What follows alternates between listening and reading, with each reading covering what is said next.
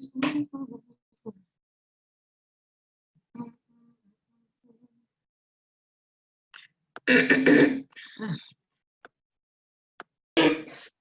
me, I'm gonna mute y'all too, my bad.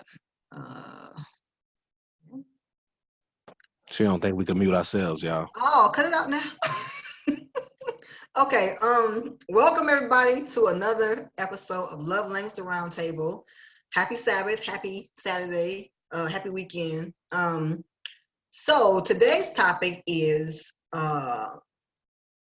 learning to lead, parenting in the 21st century. And I think we had one, I don't know, who knows? I feel like we only touched on parenting. We are always talking about parents and children. We talk about different topics on the show, but I feel like we might have had another conversation about parenting, or kids. We did. So now this is just another iteration of that. And there was, there's a lot of different thoughts about how we should, raise our children. I think in the so-called Black community, we kind of agree whether or not we agree along air quote religious lines or socioeconomic, lines. We kind of have a thread of understanding on how we deal with our kids. However, I would say in my lifetime, at the ripe old age of 25, okay, I've seen a lot of different changes, even in the way that Black people train their children up. And so I think this platform today, this conversation, will allow for those differences and for us to come together and to discuss.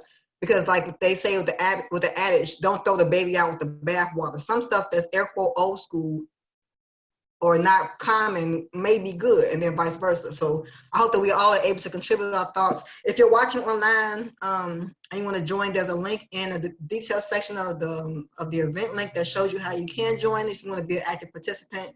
Your thoughts are always appreciated if you want to join the live stream and share them there and whatnot. But so I'm gonna go ahead and one last thing.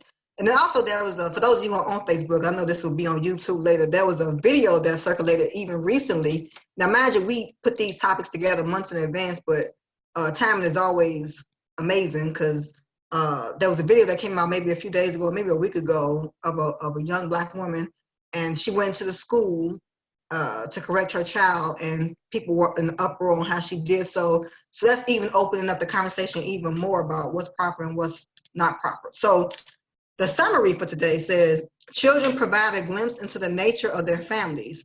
Parents are either blamed or praised for how their offspring contribute to the larger society. What is your parenting strategy? Is corporal punishment a necessity or option in raising your children? How do you navigate the impact that social media and or peer pressure has on your children? And what values must be instilled in your children in order for you to feel that you have done your job as a parent? And that's a long question, but again, we'll repeat the questions as we go along, and then I'll remind y'all on the Zoom thing about what the questions are beforehand. But so whoever wanted to jump in, maybe we'll do it in the order according to how I see. So Isaiah, Zebulon, Shema, and go. 7 minutes, remember. Yes, Yahoo. Oh, 7 minutes. Thanks for reminding me. Yes, we do have it timed as well. Thanks for the reminder, Shema. Zebulon, you on a time in the day or? Yeah, I mean, I could do that. But what's the science with the 7? Because it's all deep. It's completion. Conscious, brother. You gotta be conscious, brother. You know what I'm saying? Peace God. Peace God. Matter of fact, let me turn my timer on now. Oh, we make sure we time y'all. You know what I'm saying? We all take turns timing each other. But I want to say this, everybody that's listening, and if we got people to come in later, you can use your full 7, or you don't have to use your full 7 too. So it's up to y'all. Hence, yes, Yahoo. I don't like the jabs. I'm just saying, I don't like the jabs. Y'all stay coming at me, and it ain't fair. It is not fair. You the young one out the crew, man. You the young one. But anyway, not by much, but whatever. You know what? I'm gonna forego that conversation and go to my, I guess, opening, as they say. Hello, everyone. Again, happy Sabbath, happy Saturday, happy happy everything. Parenting is real tough. For those who know me personally, know I always say something that if I do have the opportunity to do, it's a lot of things that I would like to correct, do different, or even just view, because it's a bit scary, the thought of raising a child, and especially wanting them to be held to certain standards and views when maybe those around that child don't agree, or trying to teach them those avid lessons of life that you were able to gain and help them not step on the landmines that you stepped on. So it's a rough task, but very rewarding at the same time, and it's beautiful from all portions. Those who know me know I have a large amount of friends who have kids, and I've been influential a little bit in their lives, I would hope. But it's good as far as this show is concerned. It's important that we have these conversations, and even with the whole matter of abuse and when it's too much and when things should change. It's important that we look at those things to, especially when we're talking about trying to become a better group of people, culturally, spiritually, and everything else. So it's important that we kind of look at these things. That's pretty much it for my opening. I'm interested in seeing what everyone else has to bring, because I think everybody else on the panel has children. Matter of fact, I don't think I know. Everybody else on the panel has, been a part of the birthing portion of children, or they've taken in children or whatnot. So they have their situation. So it's good to hear some seasoned vets speak on this matter that can even shed some light on how I would hope to do things in the future or not. I don't know. But I guess I'll yield to that. And as we go in, I'll talk more about the video and some of the other things Tamar threw out there.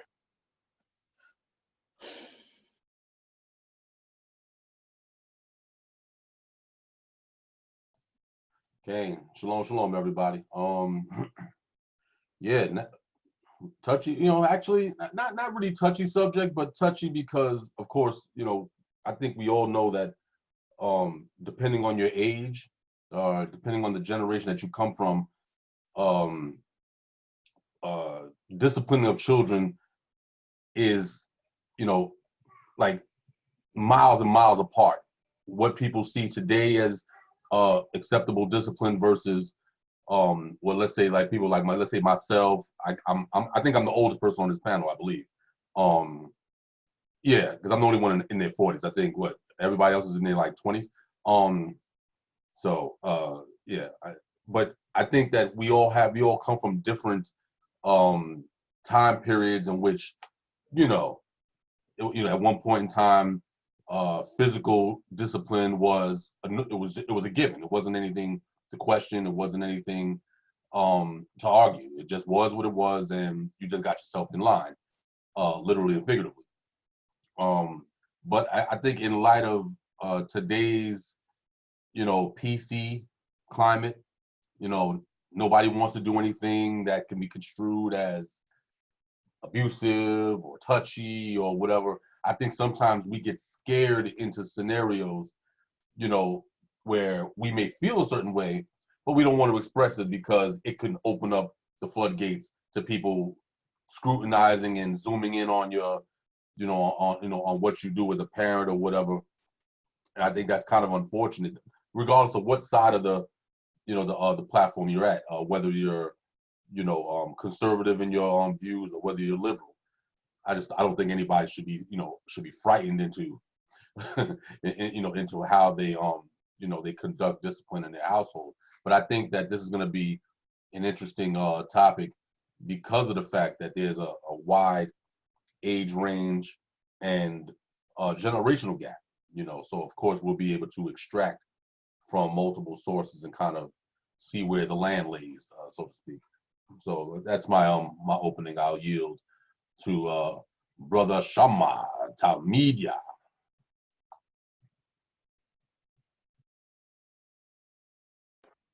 Don't forget the ooh, my brother. Don't forget the ooh, ahi.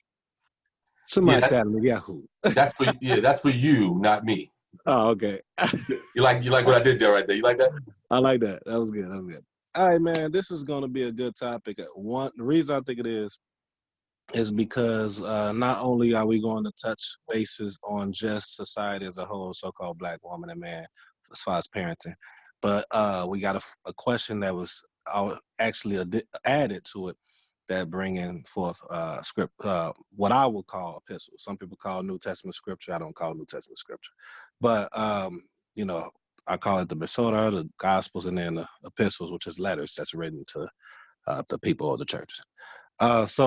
But it's going to be interesting because, you know, we get to dabble in both. And actually, the thing that's presented out, the thing that's presented is merit in it. It's still, I think, smart dealing with father and mother and how they deal with the children. Some will disagree, but if you just hear me out, it might be something that's beneficial. Maybe it might be not. I don't know. But I think this topic is great. I think that if we can get the parenting down in general, then we can produce children that's better than us, because a lot of us are faced with trauma.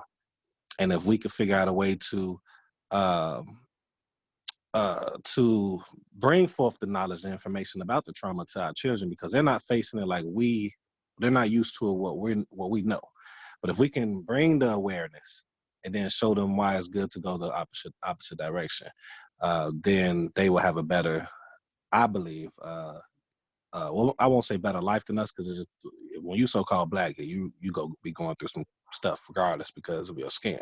But you'll be better prepared. You'll know how to function around it. And you'll be good. You know, I feel that way even by myself. You know, my mom and stepfather did the best that they knew. And, you know, as far as for my stepfather case, he didn't really know a lot because his father wasn't, you know what I'm saying? His father was there, but wasn't there. He was working so much and all that. So it's so many different elements we could deal with. So I'm going to yield with that. I ain't going to take no 7 minutes for my opening. And I'm ready for these questions. I'm ready for y'all thoughts and comments. And I'm ready for those that's going to be commenting and asking questions or whatever on Facebook, so we could have a good build as well. Us, you know, Ibrahim say. Shalom Mishpacha. Yeah, all good opening thoughts. I'm glad you said that, Shema, about you know, trying to do better for our kids or in front of our kids. Because I was thinking about that yesterday or whenever. But you know, when you everything we do is because we learned it. So if we present a different option, like I think we said that early on, like this platform is supposed to be a different option, not contradictory or opposing or negating anything that anybody else is saying. But it's just like the writings, period. You know what I'm saying? It's the capturing of people's lives, and then that you can then compare, if you believe in the scriptures, that you can compare it to the Torah and say, how does this fit in? You know, did they apply the instructions, or did they go on their own path? And then what was the result? And that's a teaching too, as well. So that's what we try to do in this platform. And I definitely agree that parenting is the way that you could encourage your child to be formed into the image of the Most High. Like that's all you can do. So the first question is, what is your parenting strategy? And then if you don't have any kids, what would you like to implement as a parent if you had kids?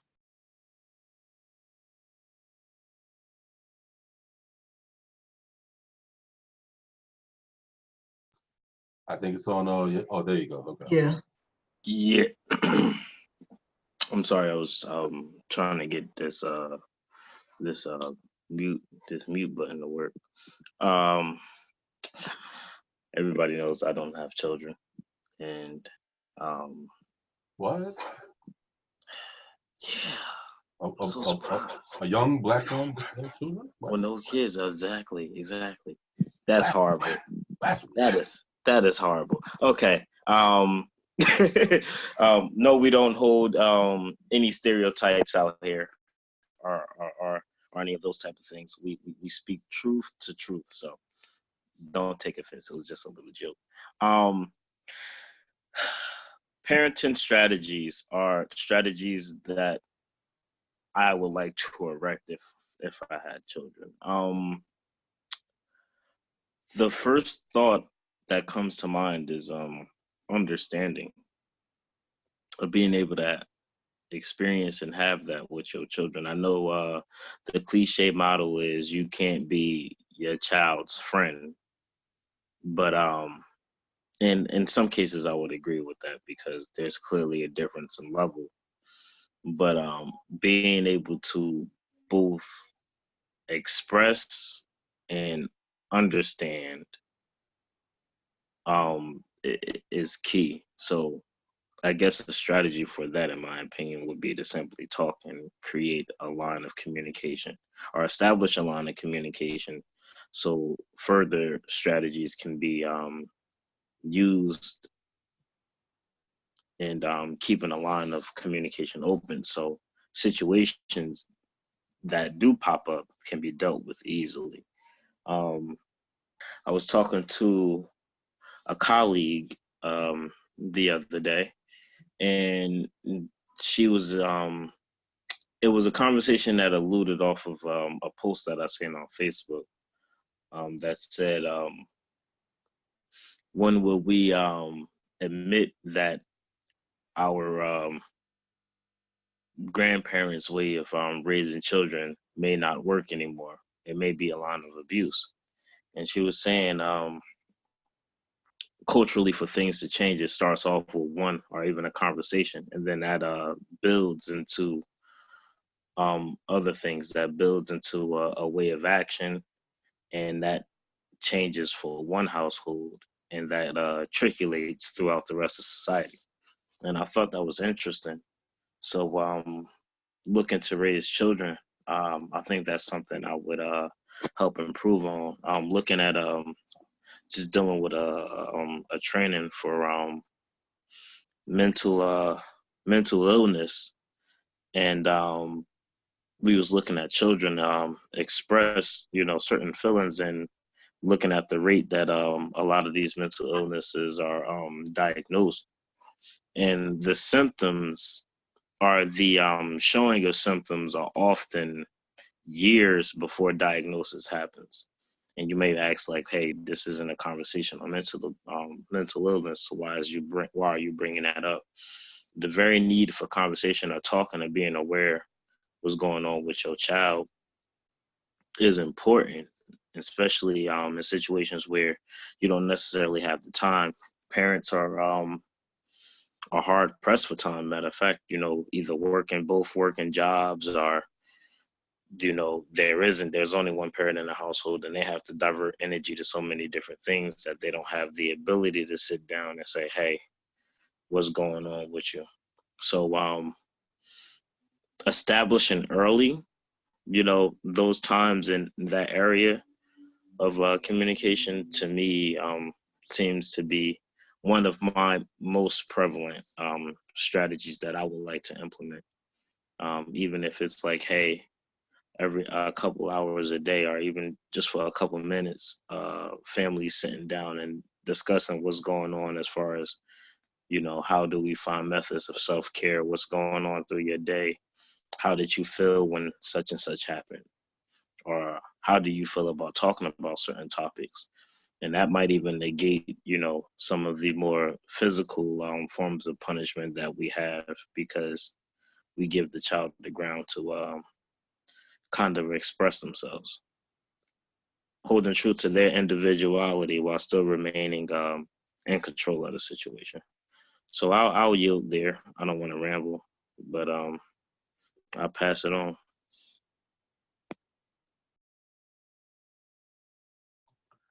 Okay. Good. That was a good platform. I guess, again, like I said in my my opening statement, that being from a different time period, I guess I have a a different, view. Well, not so much different, but more of a, I guess I'll just say it this way. When I was coming up, my father and mother's side of the family had radically different views of how to raise children. My mother's side, there was absolutely no order at all. Like everything was just kind of like roll the dice and whatever happens, happens. They believed in, love, love, love, love, love, but no discipline. It was just, everything was just free flowing love or whatever the case. Whereas my father's side of the family, especially my grandmother, as they used to call it, Miss T, as the female version of Mr. T. She was very, very hard. She ran a household like a drill sergeant. She expected excellence. When you went to school, there was no slacking. Saturday, you didn't do homework on Friday. You did your homework on Saturday. Every day was a day and an opportunity for work and for discipline. And she was an extreme disciplinarian in the sense that on a good day, if I was cutting up, she would physically discipline me with a barbershop belt.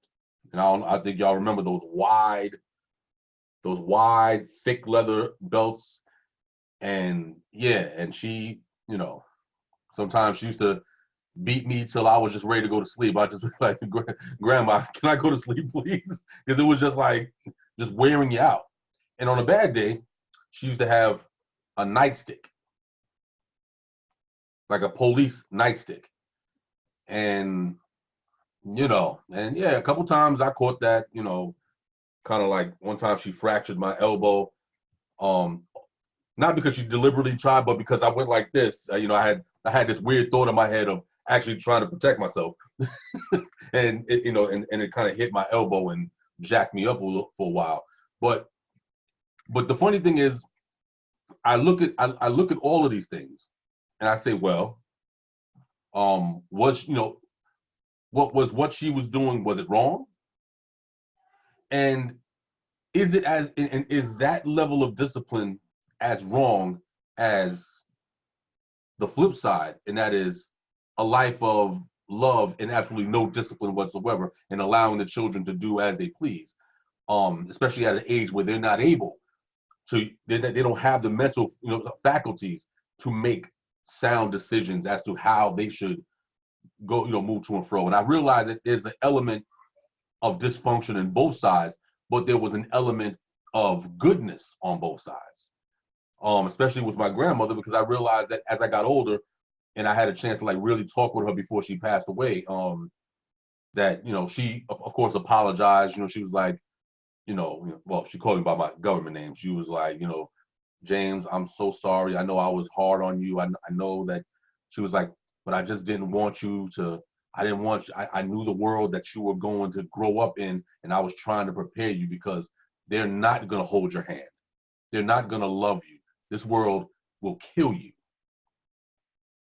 And I wanted to make sure that you were ready, that you have to understand that there's consequences for what you do in this world. No one's going to smack you on the wrist and say, hey, don't worry about it. She was like, no, they'll throw you in prison. And this was like maybe a week before she passed away. But she was like trying to clean her soul and kind of put things out there.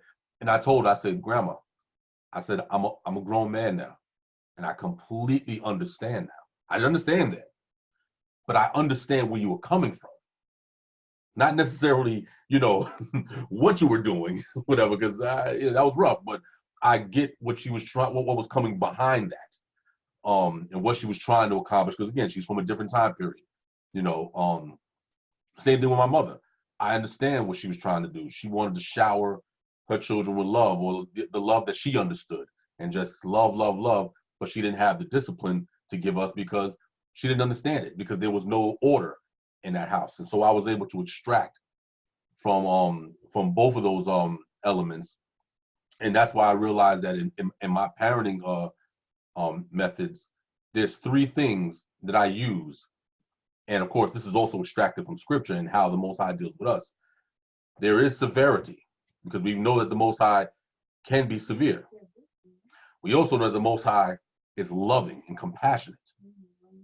But what is that third piece? Because that is what ties both of them together, and that is what we read about in Isaiah chapter 1, and that is, "Come now, let us reason together."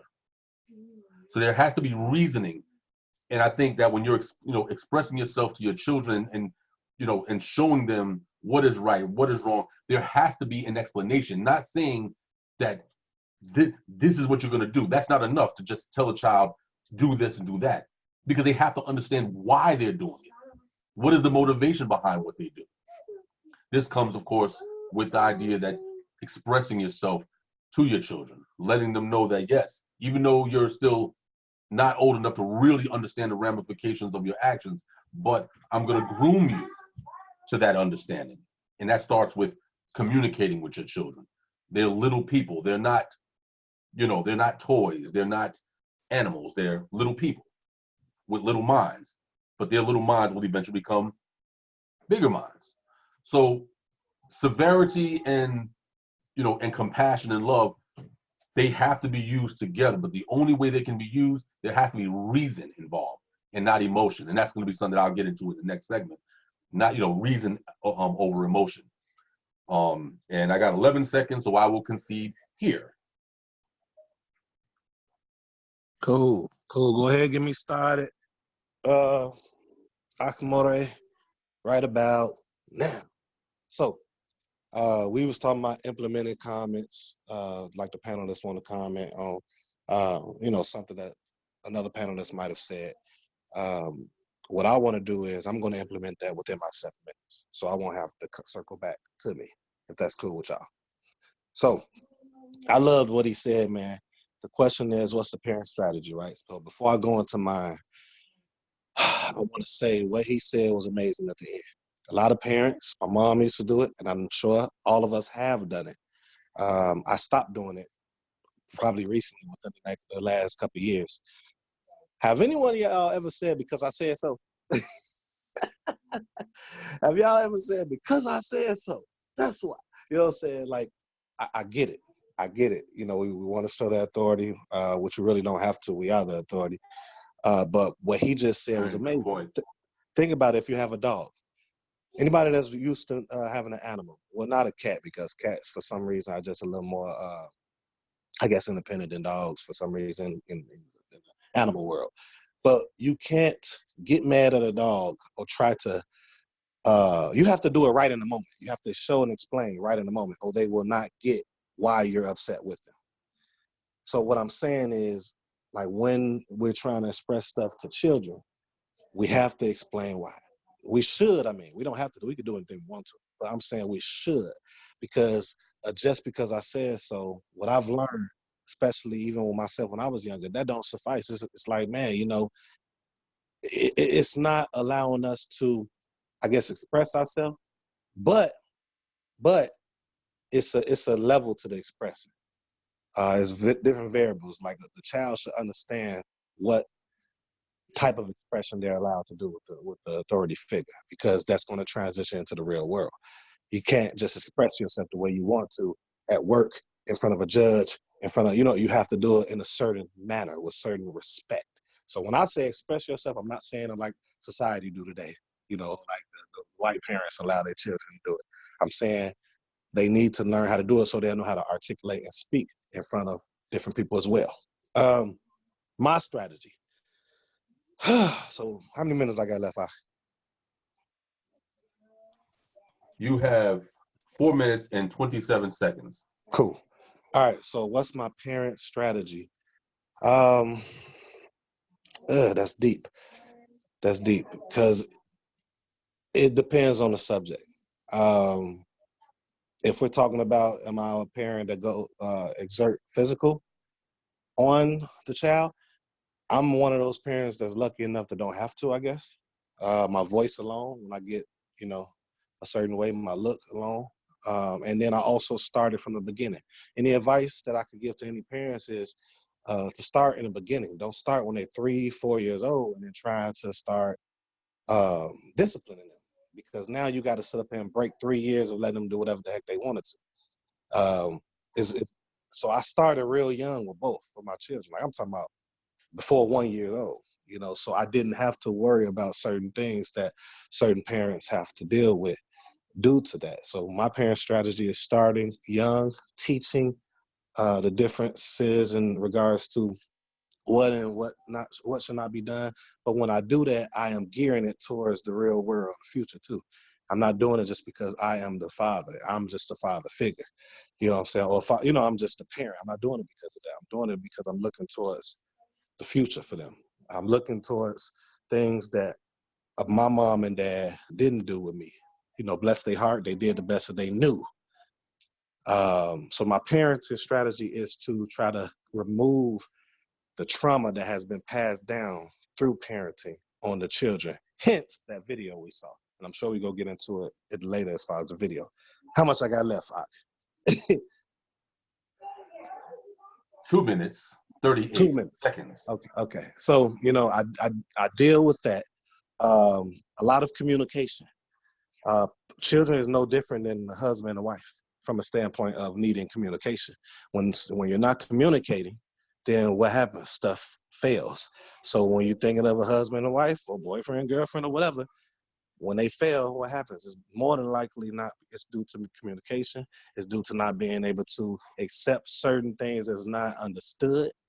You know what I'm saying? When you bring stuff to children, you know, they don't understand everything. So now you got to figure out a way to go around it for them to understand. And then sometimes you have to modify your way of bringing something to them because that's a really weak point in them. You know, so same thing with, you know, husband, wife. You got to figure out a certain way. So my parents' style with that is communicate with them too on every aspect that I possibly can. And with that, I'll yield for now. I was just trying to throw as much as I can in. And so that's my parenting strategy. I want to take bits and pieces from what I learned from my parents because everything wasn't bad, but I know a lot of it had to do with trauma and post-traumatic slave syndrome. That's another topic. That's it. And hey, Kaim, we're gonna just as a reminder, when people want to jump on, we have a time limit of 7 minutes. And Zebulon, you know, if you talk too long, then he'll come and punch you in your face. So that's how we're doing this. And then later on, if we want to comment to somebody, then at the end we'll go back around and allow everybody a minute. I think Shamari already said that, but just for. Or you can implement it in your 7 minutes too. Exactly. See how you want to. Consolidating, and I can dig it. So I'll go. I'll jump in real quick. Okay, thank you. So I won't be long. I agree with what other people have said. My parenting strategy is similar to Shamar's. Like I've been talking to my children like they grown since they was babies. I didn't do the baby talk or none of that stuff. I'd be like, now look at here. This is what we wouldn't do.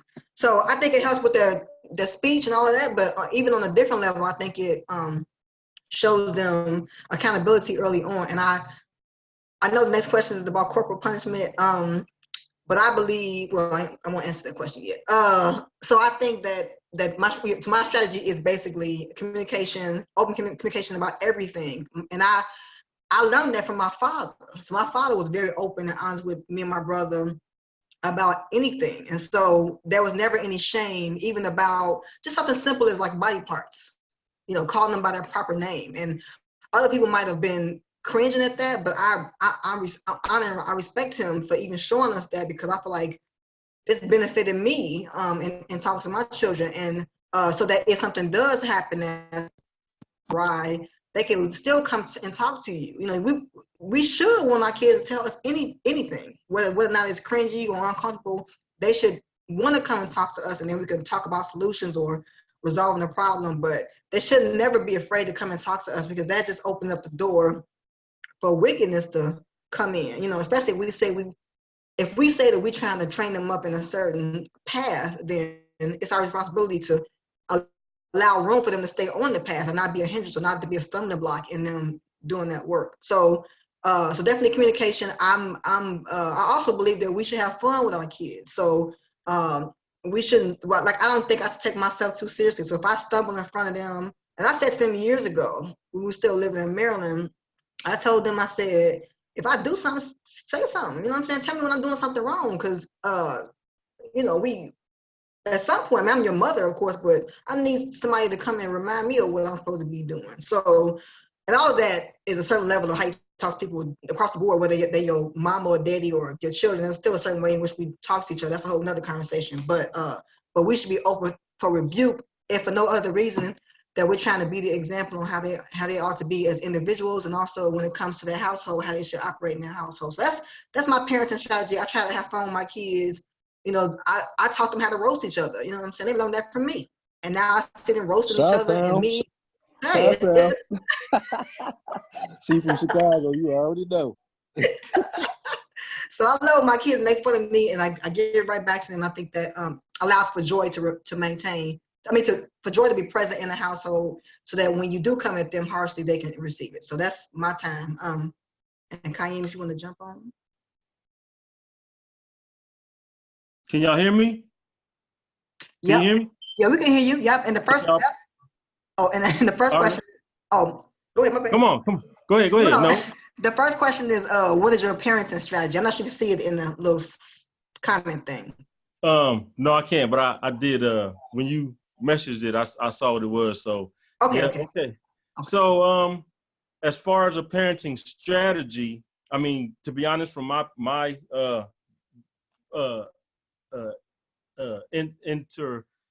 I don't know. I'm trying to think of a big word. I don't know. But from my being a parent, going into this thing, I didn't have a strategy because I didn't plan on being a parent. It's something that happened, and probably that speaks to a lot of us, So, so I had a child. Didn't know how to be a parent. I just knew what I went through as a child growing up, what I felt like I lacked, and what I felt like my mother overachieved at. So, like most of us, it ended up just being my mother, being my father and mother. So, and when I get to my time, just cut me off. Just let me know and cut me off. So, but okay. So from that, I ended up marrying, as I've shared before. I was married before, and then a stepdaughter got invited into my life. Me and my ex-wife had 5 children, but I ended up having a stepdaughter. So that kind of expands the dynamic of parenting, because now you're dealing with someone else's child, and you have to be fair across the board. So what I do to my own children, I'm going to do to my stepchildren. So that's what it's been. And so needless to say, I'm remarried now and in the truth. And all those things that I've learned from my previous experiences, I have brought with me.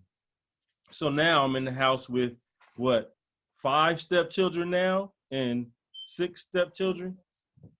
And I only have my 2 youngest children. So it's really grown as far as what the Most High has had me experience for this purpose, to be able to deal with other children, even learning how to deal with other children's other parents. That's really big dynamic in having a strategy as far as, rearing children, because what goes on inside of my house, no one else can dictate. So I can't stop doing what I know I need to do because someone on the outside doesn't agree. So it just, this whole parenting thing is so key. And I'm speaking specifically for my people because of what we see our children going through in their prospective households. So the whole parenting and having a strategy is so key that we are going to affect the child positively and negatively. I think that's just something that comes with it regardless. And I think it's just up to the child. If we are training up a child in the way that they should go, then the child, once they become an adult, will have to work out their own salvation with fear and trembling. It's simply just a baton that we keep passing. And the better we build our foundation, and when I say our, I mean to those that come after us, our children, the better we build their foundation, the better they'll be able to build the foundation for their children after them. And that's really all this is. It's just a domino effect. except we don't want the dominoes to fall down. We trying to stand the dominoes up. So it's just, I don't know. I've come to realize that being a parent is probably the greatest task on the face of this planet. Rearing children is probably the greatest task because we all learn how to get money. We all learn how to, go our way through this thing we call life. But when there's someone depending on you, then the whole aspect of your life has to completely change because now it's not about you anymore. So it is great to try to have a strategy and just know that the strategy that you create is going to change as you grow. It's just, I don't know. I want to do this.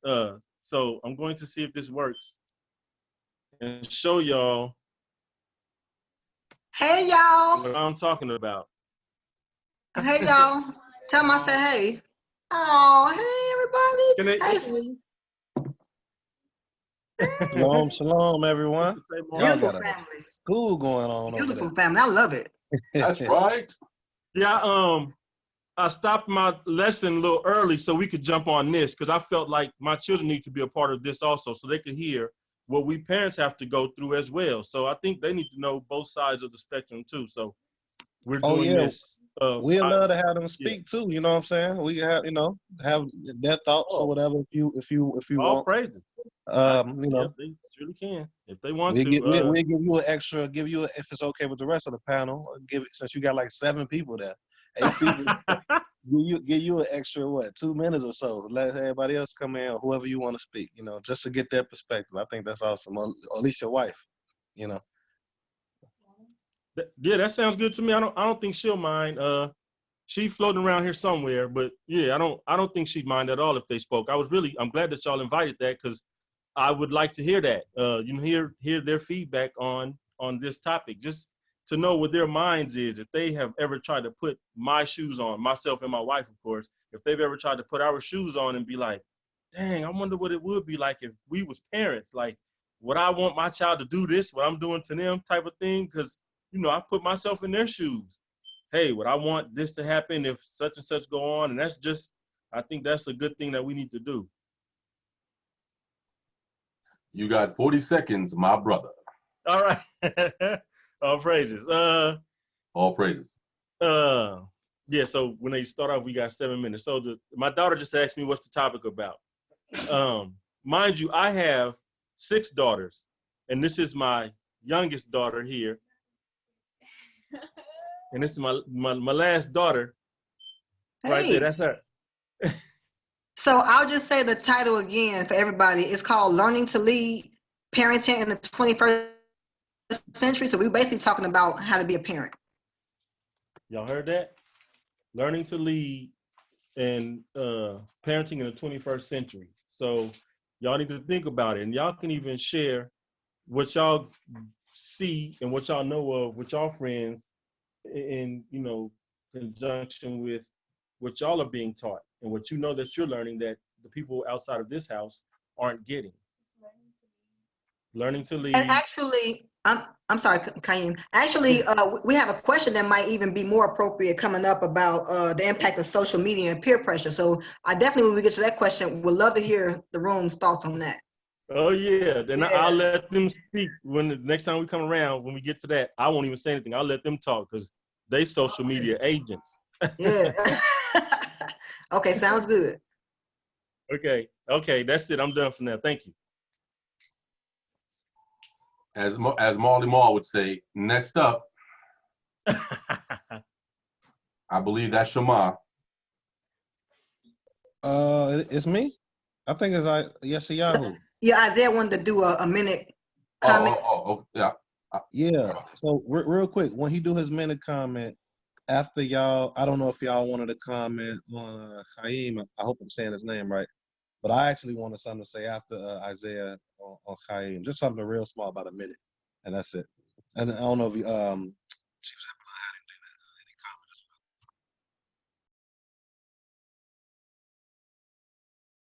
He said he didn't know if Zebulon, if you had some comments.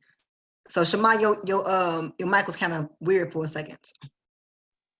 But Oh no.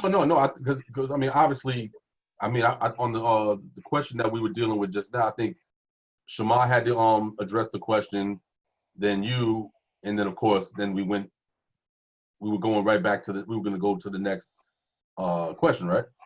well, I think everybody already answered the first question, and so I know Isaiah wanted to comment on something that somebody said. So I think we're in the commenting part now, and it will be a minute.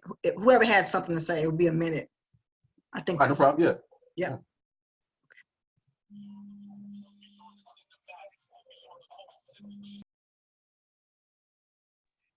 So does that mean I talk now?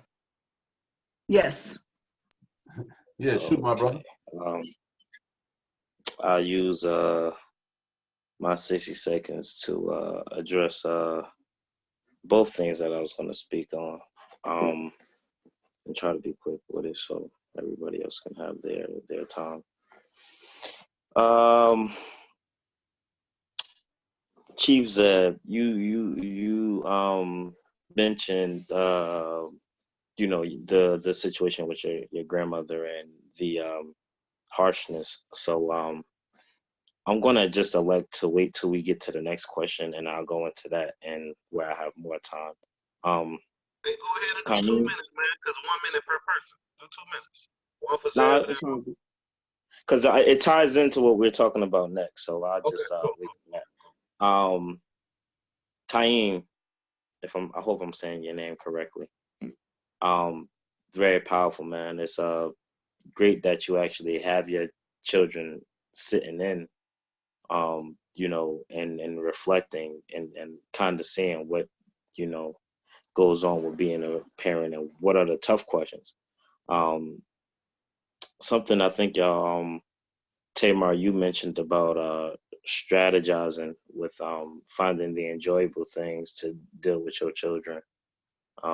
I think that's dope, and it brings me back to you know, earlier moments of my life with my mother. And when we get to the whole capital punishment, I just dive into that. But I just forego everything. I just wanted to say those were touching things, and this is good that we having this conversation. So it's all good. Appreciate that, Aki. Just want to say something about the brother Chaim. Man, I appreciate what you're doing for. Are you on headphones, Shema? Because I can't hear you. Can you hear me now? No. Can you hear me now? It's a little better, yeah. All right, let me know if it's horrible again. Can you still hear me? Yeah, keep talking, yeah. All right, well, I was just saying that I appreciate what he's doing for the children, man. That's setting, like, you know, you're having to teach an atmosphere and setting time aside to actually teach. You know, that's not like prevalent really in our community, like on a wide scale. From what I grew up on, I didn't see it a lot. I can't say that for everybody. But what I wanted to say too, as far as, I don't know if we're going to talk about that, but he brought up like having stepchildren, which I'm sure in his mind are, you know, he's looking at them as his own children. I think that's important too with the parent strategy. It's like, okay, you gotta look at it from a point of like, man, you know, this is my wife, this is their children. I mean, her children. Anything that is hers is now mine. I gotta treat them as such, and you know, love them. And you see what he's doing. He has all of them right there. They're learning. I saw notebooks. You know, I saw everybody just, you know, that's amazing. That's all I wanted to say. I don't really have anything big to say, but I just thought it was amazing, man. I love seeing it. I love seeing the father doing that, and mothers doing that, and that's amazing. That's it, man. Nothing major. You couldn't hear me? Yeah, you said it was kind of going in and out, so I'm not sure what's changed, because initially we could hear you fine, so I'm not sure if you did something. This phone trying to mess with me, man. Can you hear me now? Is the flip phone? Yeah, Boost Mobile. Wow, man, I'm gone. Just let me know if I get better later. I don't know what's going on. Okay, I'm playing. All right, yeah. So the next question is, I'm gonna put it in the thing too. The next question is corporal punishment a necessity or an option in raising your children? And for those that don't know what corporal punishment is, basically whippings. How do you feel about whippings? Are you for it or against it, and why?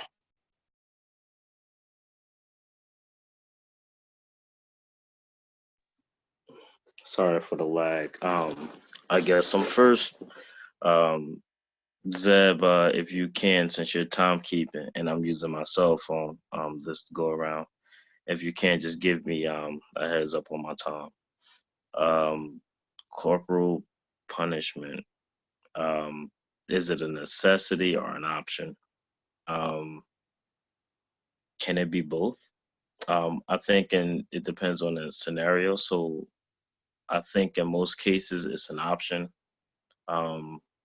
I think it can present itself as a necessity if the situation deems warranted. I think there's two things that we get wrong with capital punishment and are beating our kids, as they say, and that's the purpose and having a child be aware.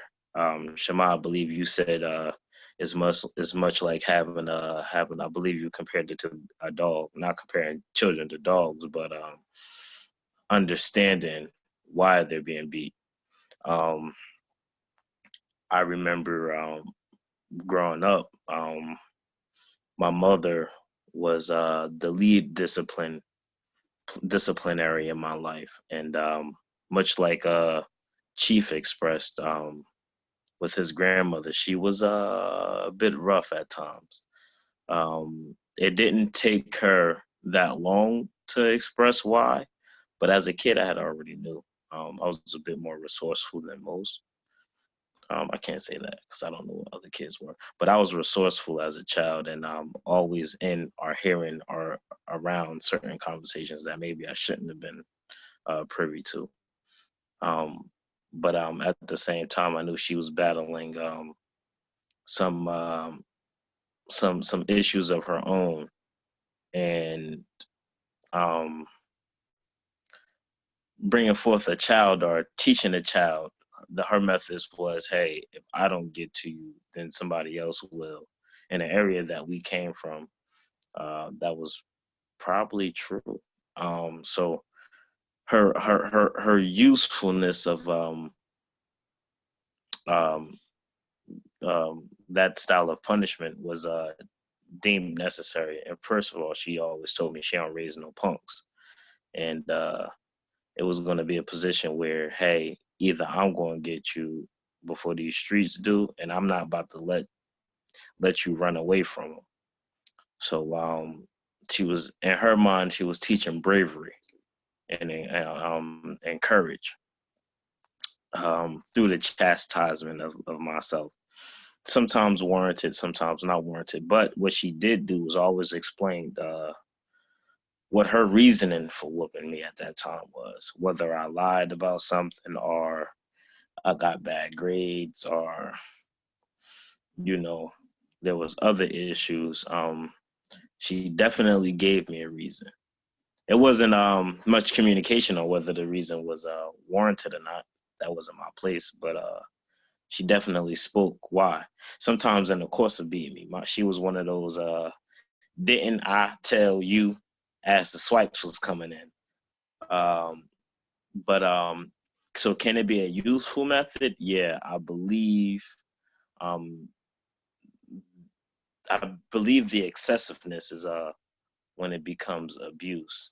Out here, we all know the scripture, spare the rod from the child, right? And I might have said that wrong, but y'all get where I'm coming from.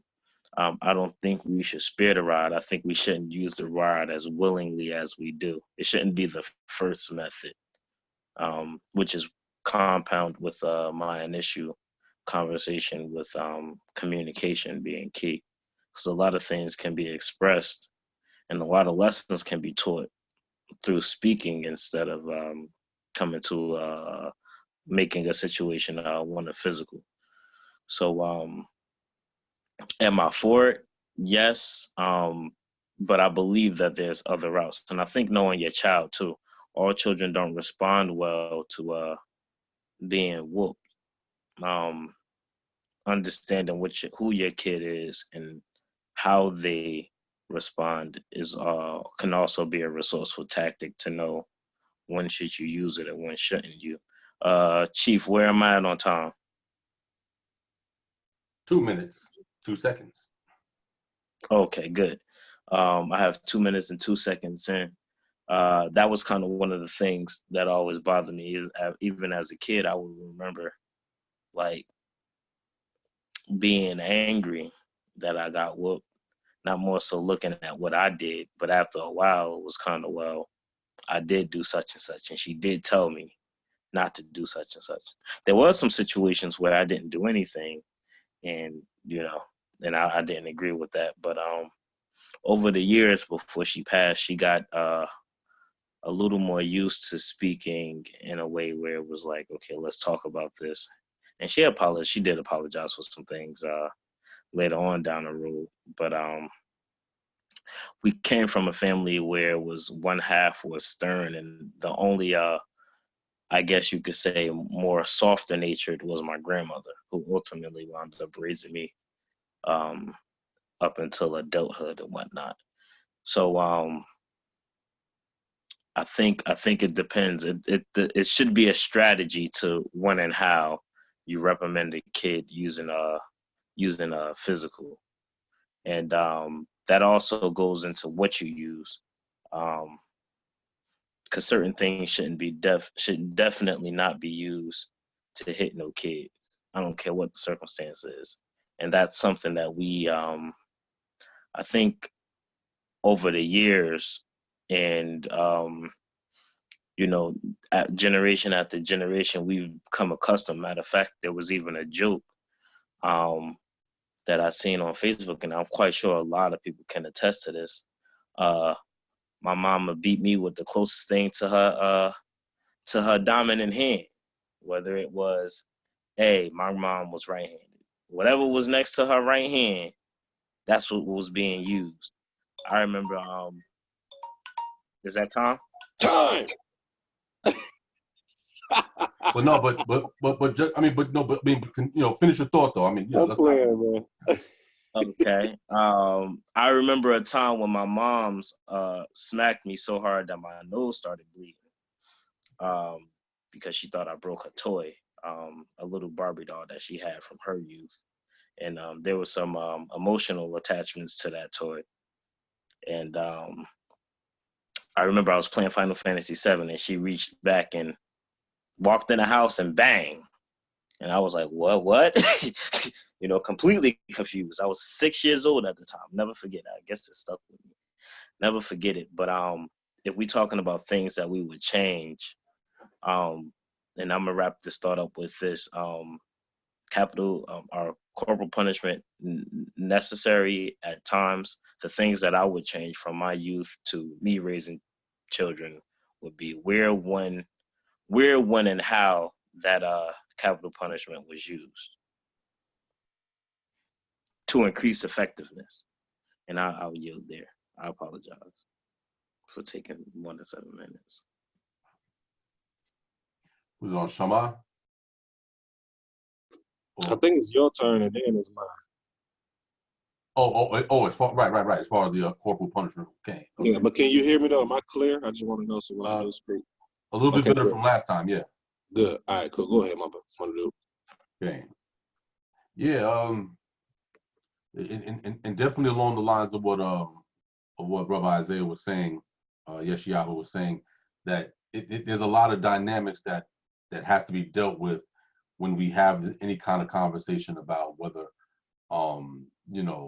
physical punishment or whatever is necessary. One of the things right off rip, I have a problem with the term corporal punishment because, of course, number one, it's not something that we as a people dealt with. It's a military concept. And when you talk about corporal punishment, it automatically precludes the idea of severity, like to the extreme. Like it doesn't, corporal punishment doesn't leave room for, middle ground. Everything is right to the extreme. And I think when you're dealing with adults, that might be fine. Like of course in the scriptures where we read when a certain offense was done, was done by a man who was out of pocket, he was brought before the judges and he was given 40 stripes, whatever like that. Of course, it couldn't. I was reading that earlier. Right, can't exceed that because then you don't want him to look small in the eyes of his people. But but the idea is there. But that's for adults. Now, of course, when it comes to children, I think that, like the brother Isaiah said, that that there's certain methods that have to be considered. There's certain, there's the age issue. Obviously, you're not gonna, put a nightstick to a 3-year-old. All of these different things. But for me, at least, I feel that not corporal punishment, but discipline, of course, is essential. We know that as Hebrews, that's a given. So I don't think that's the question. I think the question, of course, is the methodology and, of course, the severity of it. One of the things that I think that we as parents we tend to forget, or not tend to forget, but we overlook, is that we have a tendency to attach the discipline to our emotions rather than attach the discipline to the offense. So the first thing, if you notice, like even in the video, and obviously we'll go further into that video, the first thing that a lot of parents do when a child offends, they immediately react. And so the discipline is not even about the act itself. Now it's about how the parent feels at that moment. And that's why you have parents that'll go buck wild and they'll just keep going and going and beating and beating and beating because it's drawn off of emotion. One of our elders, he passed away many years ago, Chief Amos in Israel. He had a particular teaching that he said that when your child offends, when he does something that's outside of righteousness or whatever the case, do not immediately respond to what the child does. Take about 5, 10, 20 minutes, calm down, so that when you approach the child, you're not approaching from emotion. You're talking to the child like, listen, what did I tell you about XYZ? Did I not tell you this, that, and the third? So now when you actually give the discipline, if it's a spanking or whatever, when you give the spanking, the child is going to equate the spanking with the action that he performed and not equate the discipline with your emotions and your anger. And I think that's why children tend to misconstrue what discipline is about, because they're getting a beating and they think they're being beat because mommy's mad or because daddy's angry, instead of saying, no, I'm getting this spanking because I knew that I was not supposed to do this and I did it.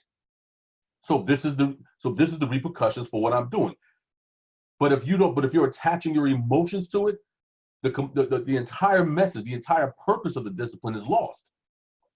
Now you're just getting beat because the parent's upset, as opposed to attaching the discipline or the beating to what they did wrong. And I think when children understand that the discipline is coming from what they've done wrong, now they have incentive to not repeat the action.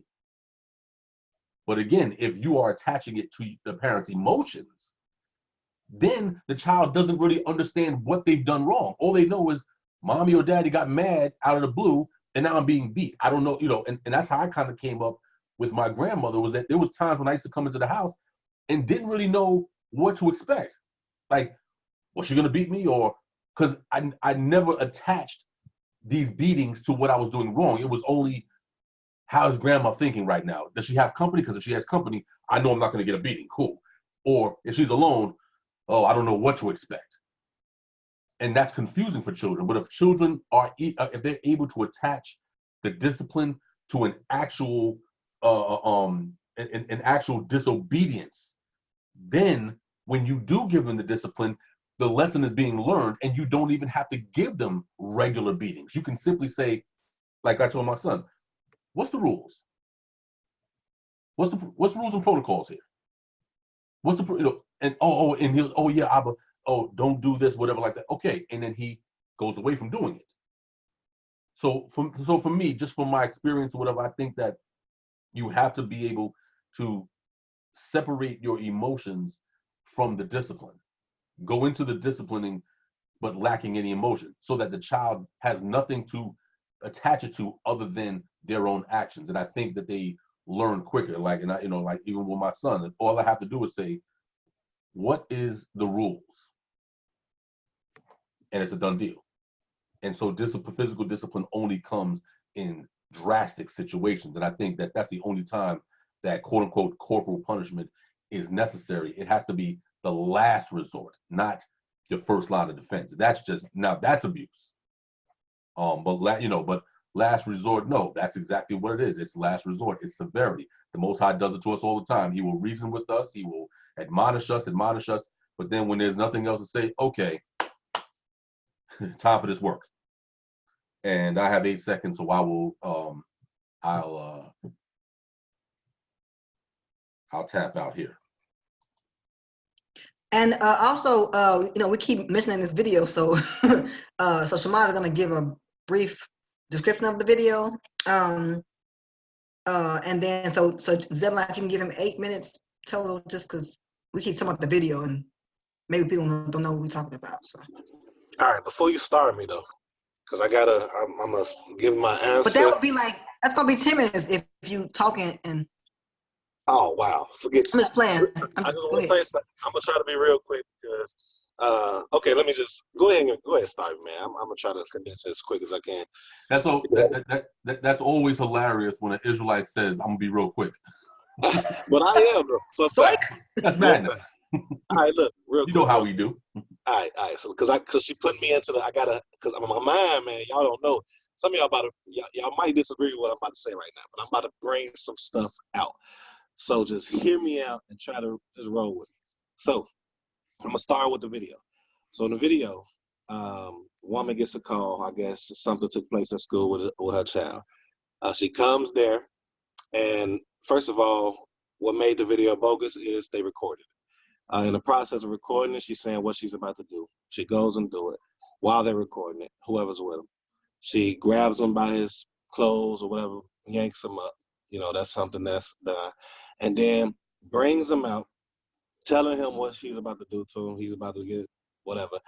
Comes in front of the lady, starts to beat him. Not only beat him. This is part I agree with Zebulon on as far as like taking the emotion out of it. She started talking to him like he was a dude on the street. She started calling him niggas and all this other stuff while beating him in front of the lady. And then when she kind of turned to the lady, she changed from that real harsh talk to real gentle to her, oh, I'm sorry. Then when she went back to talking to him, she reverted back to that angriness. I associated that with post-traumatic slave syndrome. When you think of slavery, what used to happen for the children's list, I hope the Chaim is cool with me bringing this out. It was 2 separate things that they did. When they whipped, I say whip. I don't even say whoop because I associate whooping with slavery. And I'll explain to you why. But so they'll whip when the other friends and masters not around. But then when they did it, when they used to whip when their friends or whatever socials around, they would do what that lady did. That lady is 2 parts of that. 2 ways of looking at it. I mean, the lady, she did it as though it was an associate or like one of those slave master friends. And they will whoop their the people they was the masters over in front of them, and they apologize to their compadres or whatever, and then they result back into it.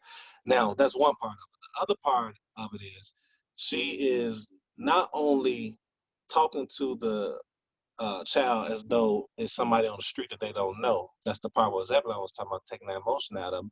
She is basically doing the same thing that the slave masters did. The exact same thing, exerting, showing their power. It's a sign of showing your power, your strength over this person that you're, what Isaiah said, beating. I mean, think about it. We're associating teaching our children with beating and whipping. When y'all use a scripture using a rod in the Tanakh, that is not the same thing, in my opinion, I could be wrong, as what happened to us over here in slaves times. Post-traumatic slave syndrome happens with us. If you notice, we are the only group of people that do our children like this over here in the United States. It's from a wide scale. We're the only ones that do it like that. So, you know how when you start talking, you forget certain things you're trying to say. That's what happened to me. So I'm about to go real quick. So the next thing I want to go to, because I only got 7 minutes, is somebody brought up the scripture in Colossians, I believe, and it's in Ephesians, and it talks about fathers, do not provoke your children. They wanted me to bring that on here. They wanted me and Tamar to bring that on here. And it's saying fathers, but it's talking to both fathers and mothers, you know, because it was a patriarchal thing at that time. So it was understood that it was a unity, a dynamic with mother and father. So when Shaul or Paul was expressing that to them, it was from a sense of this father is looked at as the head. It was certain ways and structures that they went about with the family structure. So it's like if you provoke this child, that you're teaching them godliness. First of all, you're teaching them a certain morale, how to function in the family, how to function in the community. So in the sense of provoking, is more so. I don't believe that to be more so like beating or hitting or anything like that. It's not provoking them to go outside of the realm of godliness. You know what I'm saying? You're teaching them certain ways, and if you're provoking them to go outside of what was prescribed in our community, then that's kind of, this is how I'm looking at it, then that's kind of going outside, that's kind of leading them down the wrong path. That's one side of what I'm looking at. Now I'm about to go to what I wanted to say. How many minutes I got left, man? Because I'm trying to rush. That's why I'm all over the place too. You have 4 minutes and 57 seconds. Okay, so what's the question? I want to go answer the question as far as for me, because you had me go to the video, then I had to go to the provoking part. Because the sister that asked me to bring that, she said something about honor the mother and the father. That's what she was trying to get us to bring out, the provoking part. People say honor your mother and father, but they forget about the provoking part. And then what I want to implement is, you know, we bring that part up, but we got to understand it's a different culture. Over here in the United States, most people are not operating within the Torah or the Tanakh. It's not so you want this perk. I think I said with Tamar earlier, but you don't want to do the work. You don't want to you don't want to be obedient to your Hot bars. He said bars. You don't want to be obedient to your parents. You don't want to listen to what they have to say. You don't want to do all of this. So you're sitting up here and you're getting upset because you believe that they're provoking you to be a certain way, but you're not looking at your side of it. And that's the obedience and following the instructions that they placed in front of you. You know, so what's the question again? I got 2 minutes, I guess. 3 minutes or 2 minutes. Corporate punishment, right? I think it's corporate. Yeah, is it a necessity or an option? I think it's real quick, brother Yeshayahu Isaiah just told me to give you his time.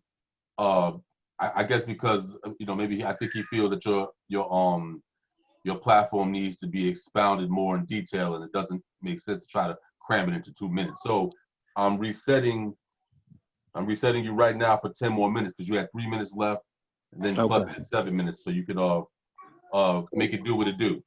Cool. Now I'm sorry because I know when I was just everywhere. I was trying to go to the video, so I apologize, y'all. But I'm gonna answer the question, and then I could go back to what I was trying to say with the video because I know it really didn't. It kind of didn't make it made sense in my mind, but I don't think I expounded properly. But as far as I think it's an option or a necessity. Hold on one second. Hold on. Inside voice people. Don't play the blame. That's all of you. Everybody's voice. So inside voice. Thank you. I had to go ahead and do that right there. That's right. But anyway, I at this point, through my studies, through how, you know, what I see kind of, I don't think it's necessary. I understand that, like what Zeb was saying, like it's a last resort. I can agree with that. I look at it as when you think of us as adults, and I know people, we have two different minds. You know, one is younger child, so they don't understand as much as adults. But I think that the consequences and the communication and the speaking things, because a lot of you who spoke, like Zebulon and I think Isaiah, and all of us have went through it more than likely. A lot of times, a lot of our whippings has been based on emotions. It hasn't really been explaining and teaching. And a lot of times, where we're whipped or we do whip, not everybody, I'm not saying everybody, because we can't control the child that we have because we started late. I said this in the beginning of the show. My strategy as far as starting early, teaching early, a lot of times is now this child is acting a certain way in front of public and you don't want to be embarrassed because you know how the child really acts when he's or she is with you because you didn't teach them in the beginning.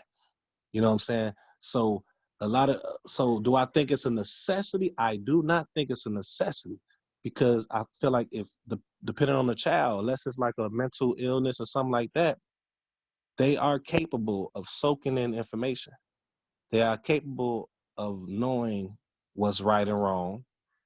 They are capable of listening and knowing the rules, like Zebulon said. But it takes taking the time to sit down with them, like the brother Chaim is doing with his family, sitting down, teaching them the differences of what the world is doing, what we're trying to do, the failures of the world because of the not being structured, and how we're succeeding in our structure as a family dynamic. So I don't believe it's necessary fully, but I do understand why people do it. You know what I'm saying? I think a lot of how we are doing it is because of what happened to us over here.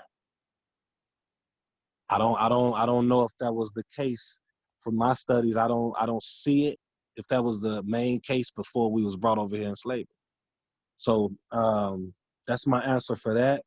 As far as the provoking children, it might be different from what you all think. I would love to hear y'all thoughts on that because the sister actually wanted all us to speak on that part, the provoking the child part. So, you know, if Tamar or Zebulon or Chaim have anything to say as far as provoking the child. And the last thing, back to the video, before I was rushing, I just wanted to say as far as the video, you would have to see the video to see what I'm speaking of.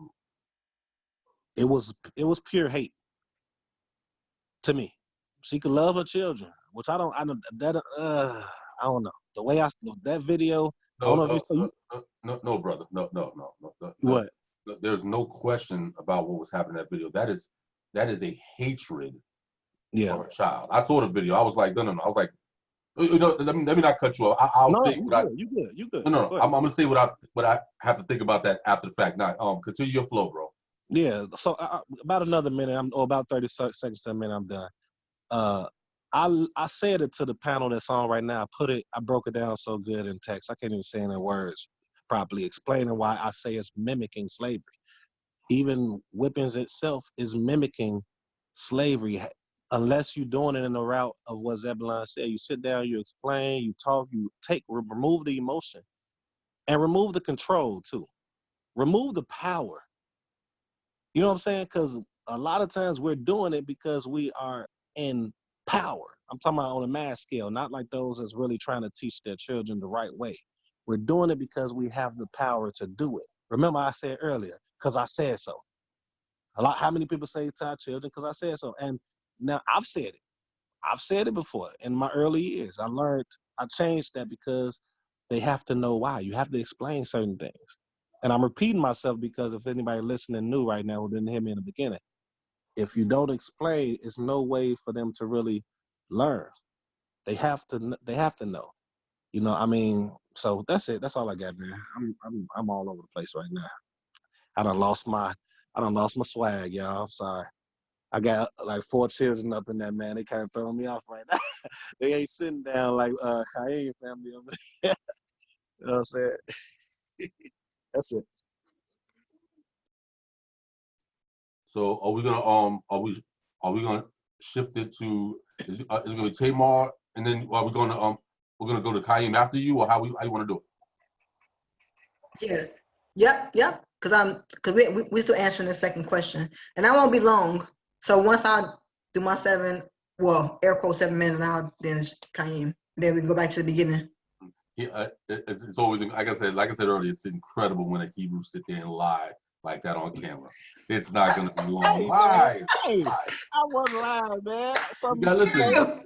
Listen, we're Israelites. We got important things to talk about. So, like, absolutely, Right. take your time. We're not talking gibberish. Let's get it in. I understand. I appreciate that. I need boundaries, which is why I'm trying to keep this tour. So I need to be told you got 5 minutes, girl. So. Well, if that's the case, if that's the case, then you shouldn't have any minutes. You're a woman. No. That was a joke, y'all. Anybody that's listening, you gotta let them know that's a joke. That was an inside joke. So please, nobody out there. I'm not a woman hater. It was an inside joke. So go ahead. Oh man, everybody get people to quit, unsubscribe. Yeah.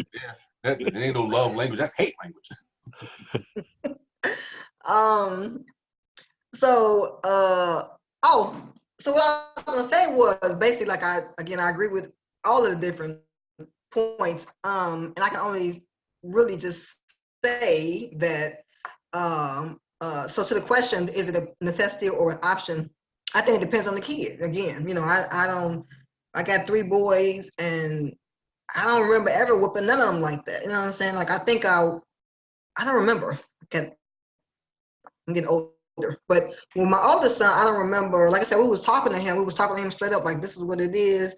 And he began to speak early. He was like 11 months when he was talking. So me and him would go back and forth, like have like little rap battles. He would say something crazy, and I'd be like, "What you talking about?" And we would go. So we have always kind of a reason with each other, just because that's just who he is. And then with my middle son, he's a lot meeker and a lot more obedient. So I might have whipped him if I did, maybe once, but he was older, I think. So anyway, then with my youngest, the same thing with him. I talk to him, he know what time it is. He got his brothers as examples of what to do and what not to do. And I would only do it, if, like in my mind, I would only do it if it was like an emergency. So what I think has not come up is, think about with a child or with a baby, right? Let's say the baby get up, and they just starting to walk around. They might, like, they get ready to touch the stove. I mean, you might say, "Hey, little Johnny, don't do that." And maybe that'll work, but I think in instances like that, you may, not that you would smack the baby across the face, but you would lay hands on them, even if you just grabbed them and stopped them or hit their hand, So I think it's all about context. I don't agree with the whippings. Like, even with me, my father didn't beat us, you know what I'm saying? Like, he whipped me maybe a few times, but it was enough for me to be like, I'm whatever you say, boss, you know what I'm saying? So I think that I'm sorry, I had to laugh. And then also I think too, the goal with punishment, or not even punishment, but the goal with any of this would be to shape, inform, and mold your child. That's really ultimately the goal, is to get them to like a people who believe in the Messiah, the whole shepherd analogy, right? So a shepherd, guides the sheep, whatever, they listen to his voice and they follow, things like that. That should be the same kind of contract for us as parents, that the reason why I'm going to do anything to you, whether I raise my voice, because that can be startling to a child. I come from a household where it was one person in the house that was talking loud, and it was my grandma. Like, she, similar to what Zebulon said about his grandma, my grandma was the same way. I think it's the context and the time period in which they grew up. They couldn't grow up and be weak. They didn't have the ability to relax. So, of course, they were a lot more aggressive. My grandma was the same way. She would cuss us out. She would call us niggas. And she was, like, real light-skinned, so it was confusing. Like, what? But she was talking like that. She's kind of abrasive, aggressive, but she was also widowed. She came from Indiana. I don't know what happened with the first guy that she was with, but she had a child by him. So she already had a child. And then she moved to Chicago, where she was widowed in her, like with me, like in her late 30s. So she had 4 kids, Black woman. And I saw her move in a way that was a survival mode. And I think she even, because as she got older, we talk more as adults, right? Woman to woman. So she would tell me stuff. And I think that she did it. She used to be really, really kind and really nice, but it didn't benefit her. So she became the masculine or I shouldn't say masculine aggressive in the same sentence, but she had to compensate for the lack of that male role in the house because my grandfather died, you know what I'm saying? So all I have to say is I think we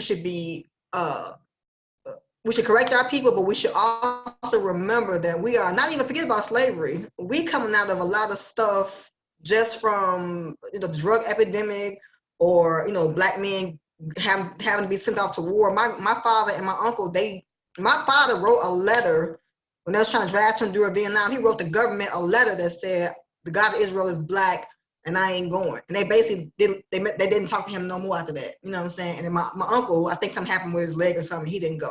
So you're thinking about the things that our men have had to deal with. And so when they become parents, they have that, we talk about trauma, but maybe it's not trauma. Maybe it's just, you learn some stuff. You become a certain person based off of what you've gone through. So I think the goal is definitely to rebuke stuff that's wrong, but then to be compassionate at the same time, because people don't come out the womb. I know the scripture said the wicked is, they're born from the womb wicked. I mean, that's a horrible misquote, but I'll have to look into that a little more, because I feel like people are born and they really, really are shaped and molded into what they are. And all we can do is discuss it openly like we're doing now, talk about what's good about it, talk about what's bad about it. And I think ultimately we all going to decide what's proper in our own household, but people still going to do what they're going to do, And I think next week's show we'll talk about abuse, and maybe we'll be able to get into a little more. But that's definitely, I think it's a situational thing. I think it's different ways in which to do all of it.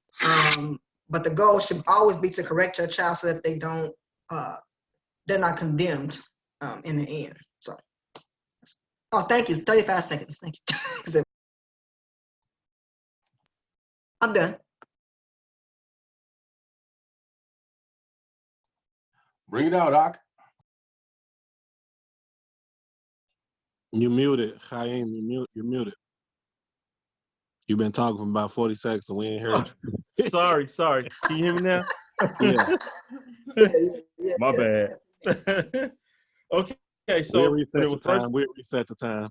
Oh, praise it. Thank y'all. Okay, so when it was first brought out, my daughter said, "What's corporal punishment?" So I explained to her that corporal is pretty much the whooping or beating of the child or what have you. So what she said in response to that was, I think it's necessary for children of a certain age.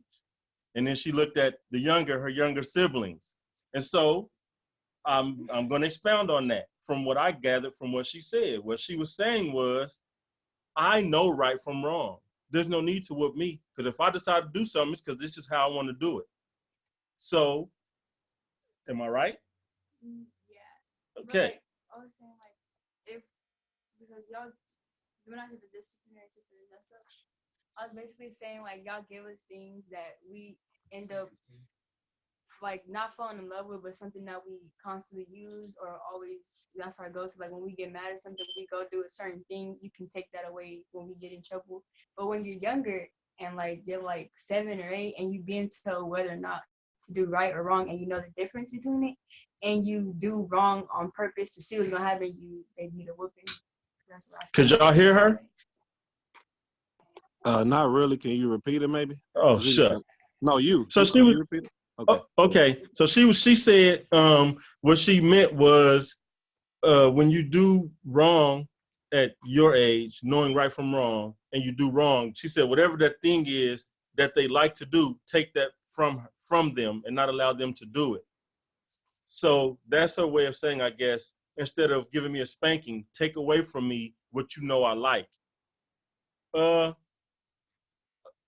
To a certain extent, yes, because I have done that.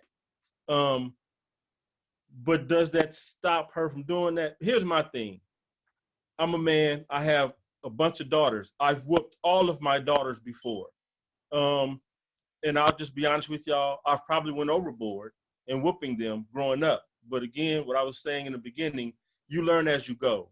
So with that being said, what Chief was saying about operating in the emotion instead of the offense, that was big for me because I'm guilty of that as well.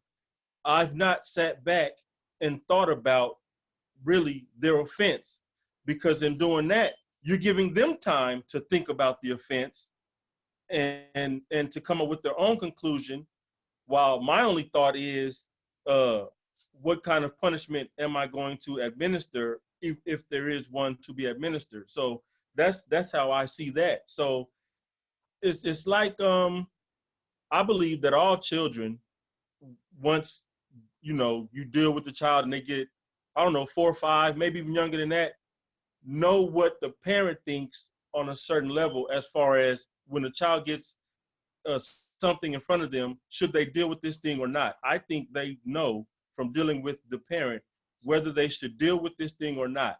So right and wrong begins very early. So the ideal of corporal punishment would, to me, depend on the offense, because I think they be wanting me to shut up sometime. I think they'd be like, please whoop me. Don't stop talking. You talk too much.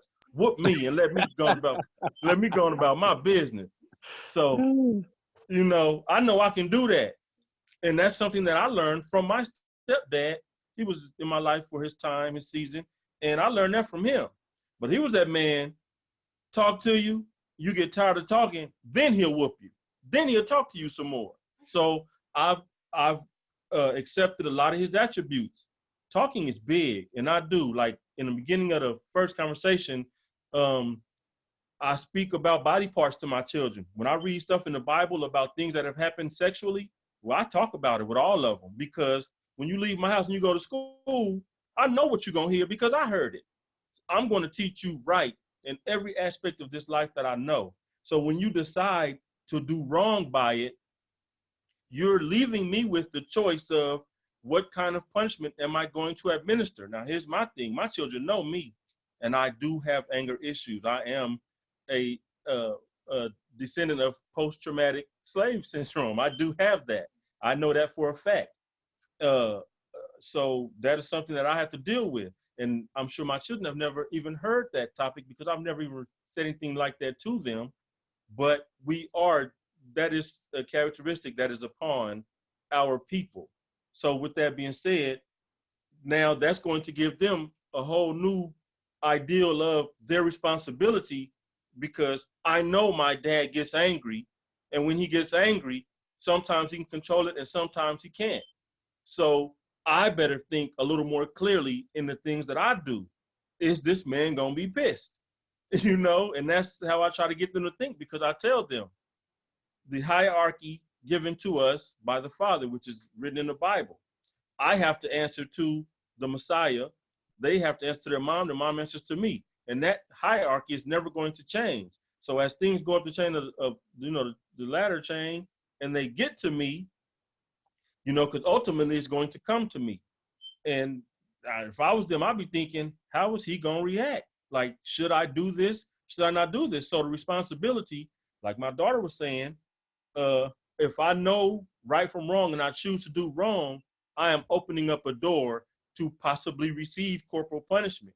So at a certain age, I believe that they have that responsibility as well too now, because now you know the parent, you know how the parent reacts to certain things, you know levels that this parent has. So now you as the child have to be thinking, how is this parent going to react to this? Do I want to deal with his mouth or they belt or whatever they choose to use? Because if I could, I guess I was saying,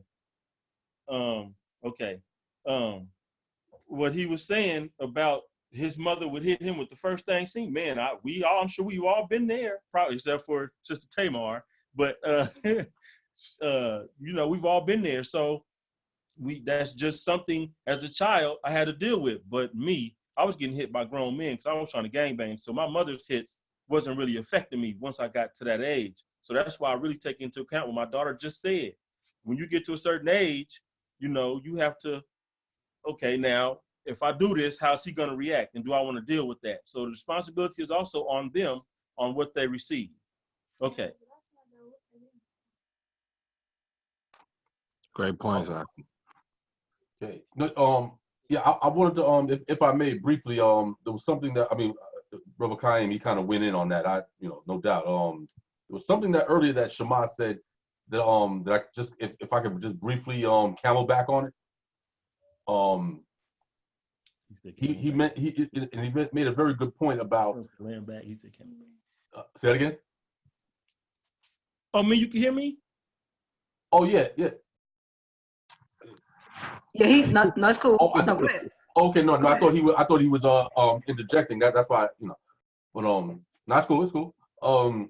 Yeah, but now Shema had made a comment about, about how people kind of like escalate in their quote unquote discipline, which is really nothing but abuse. Some of the stuff that we've seen is really just abuse. But he made the point that it is derived from a lack of being able to control the child. So they react that way. And it kind of made me think about what we were talking about with slavery and the things that are passed down unknowingly. I mean, think about this. And being that we talk about the fathers, I mean, try to imagine, and I think me and Tamar, we spoke about this not too long ago. Try to imagine you are the man. You're a man, you have a wife and you have children in your slave quarters. And you have this man, the slave owner, who can come in, rape your wife, come in and snatch up your children, do whatever he wants to, whatever like that, and beating you unmercifully outside in the fields in front of your wife, in front of your children. By the time that day is over and you're headed back to your shack, to your slave quarters, you're no longer a man in their eyes. Or at least that's how the man perceives it. Because how can you be a man? You're out there being beaten unmercifully by this man. And so what is the natural thing for him to do? He has to come back to his slave quarters to a wife who's already questioning his ability to lead because clearly he's unable to, to protect them. And now he has to exert himself. He has to now overcompensate. So now he'll start beating his children and even sometimes even beating his wife. And this is where you get the whole thing of, oh, how come? Because I said so. And the reason why you have people who, when you say that is because you already have a compromised manhood.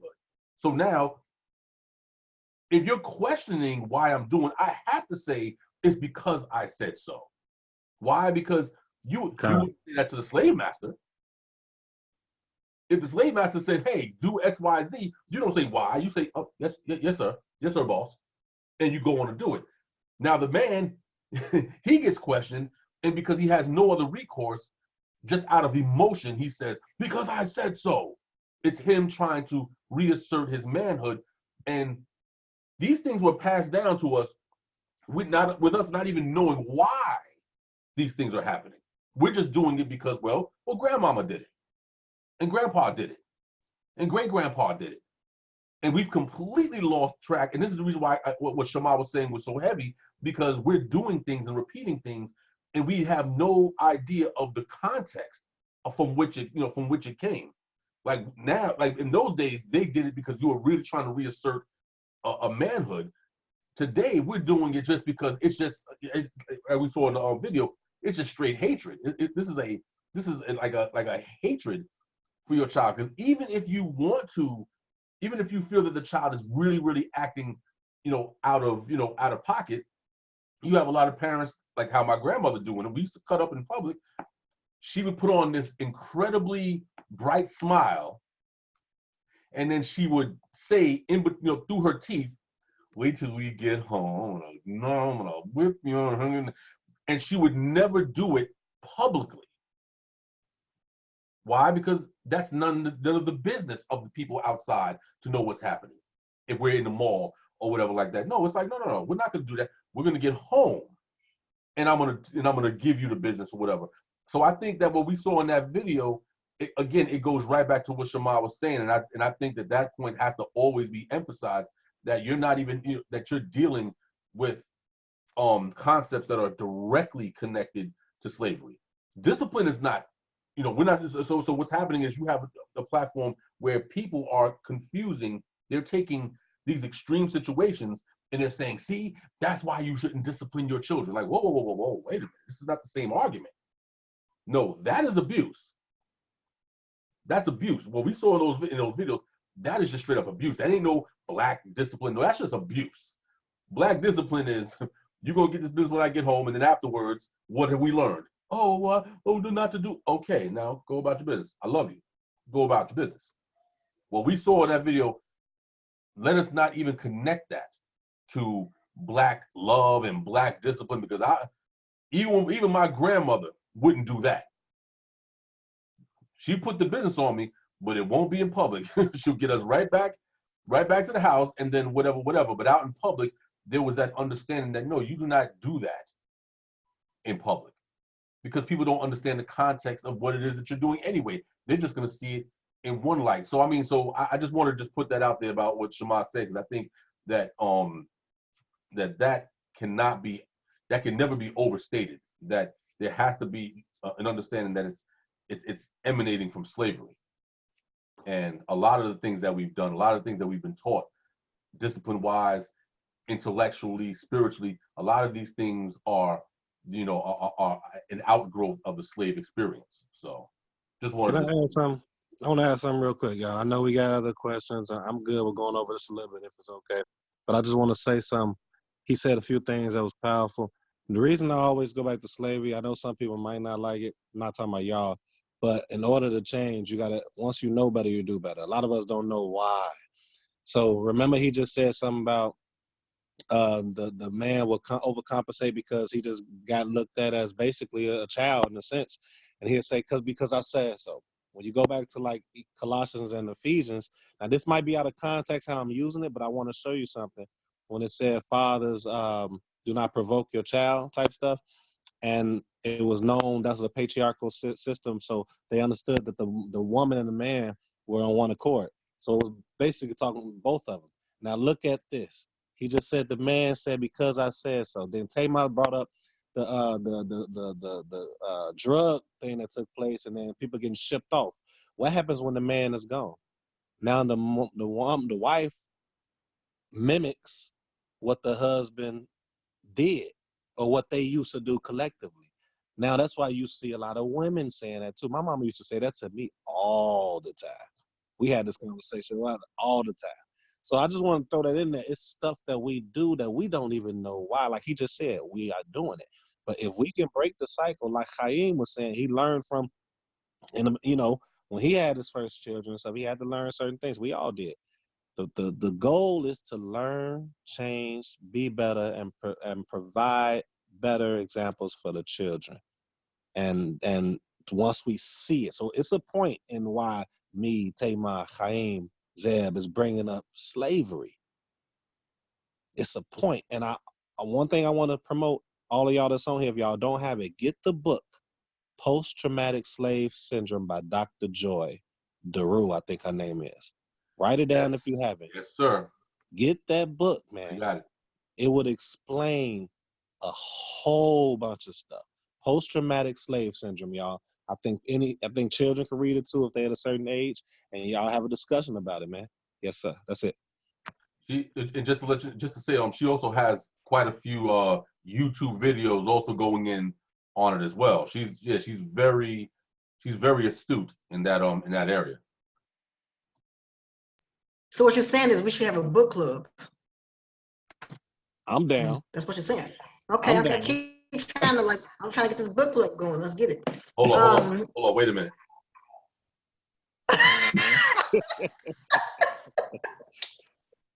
It's so silly. I gotta put that down. I know y'all mentioned it before. I gotta put that down. Something to check out too. I'm gonna keep mentioning to everybody. Please do, yeah. I'm gonna keep mentioning. That's a great book.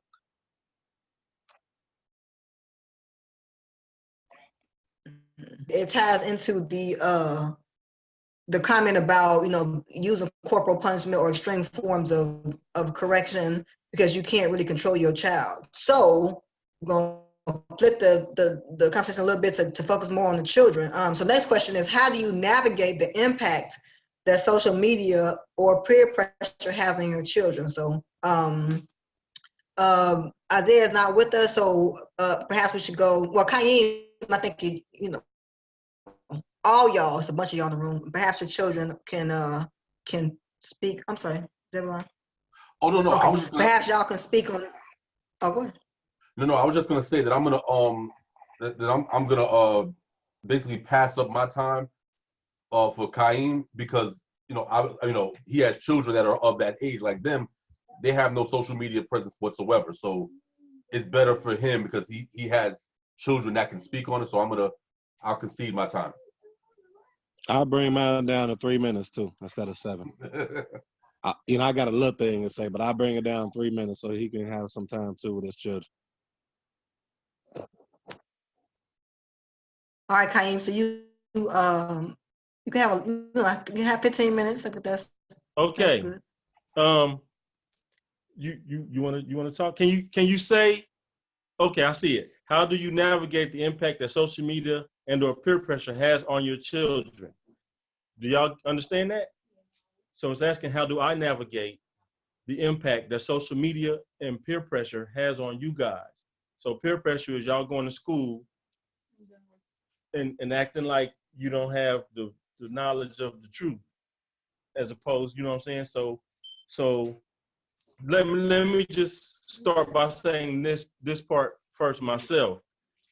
So they would listen to worldly music, in the beginning of me coming here, and also my children as well. So the more I got into the truth and began to understand that it really is affecting them, myself and my wife have now disallowed that. So there's no more, well, to a certain extent, because like some R&B music, you know what I'm saying? I'm the R&B guy, so I still allow that to a certain extent. That's right, Shema. Yes, sir. But on that note, I really, please continue to do that, because that is what we need. I love R&B music, and it speaks differently than these knucklehead hip-hop cats. So, man, please keep doing that, because that's something I would allow them to listen to. I want them to be romantic when the Most High gives them, a mate. So with that being said, Maurice, how do you feel social media and peer pressure impacts you? I don't feel like it impacts me no type of way, because I know how I am, and I don't really let anyone else, I don't know how to say it, influence? Influence me. I still try to be myself, whether or not how other people feel about me, or I don't care about nobody else's feelings that try to get me to do stuff or anything like peer pressure and stuff. I don't make no decisions that I wouldn't normally make. So yeah, that's how I feel. I will vouch for him on that note. This guy really does. He has that one track mind. He does really pay attention to this truth. I think he does honor it, and I think he does act accordingly. So now I'm gonna shoot before you go to somebody my daughter. else. Before you go to somebody else, Uh-huh. I thought he didn't have no arms. I just want you to know that. I thought he didn't have no arms. If he didn't have no arms, it'd be okay. I'm just saying I thought he didn't until I saw an arm come out his neck. I'm about to say that's some Total Recall stuff right there. Yo, I thought I was the only one who thought that. I'm not saying nothing. I just happened to see. I was like, oh okay. Oh my goodness! Hey, but I am elated to see that the brother has both his arms. Hallelujah. Oh man! Hey, I'm telling y'all, I love this forum, but that's him. He don't care. He got arms. He'll hide them and make y'all think he handicapped. You know what I'm saying? That's him. But let me go to my daughter right quick. How does social media and peer pressure impact you? Speak loud enough so they can hear you. Can you guys hear me? Yeah, we can hear you. You guys hear me now? We can hear you. So it's bad for me because like it's not for me because like I care like about what people be saying about me and stuff, and like that's just how I am, which I'm working on it. But like I don't need social media at all.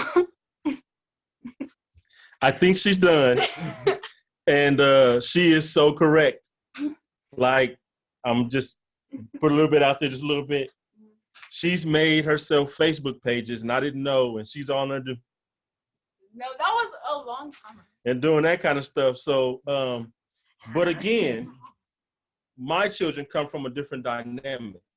As you all know, they were taken from me in 2012, so they was with their mother for 5 years. And their mother is not me in rearing the children.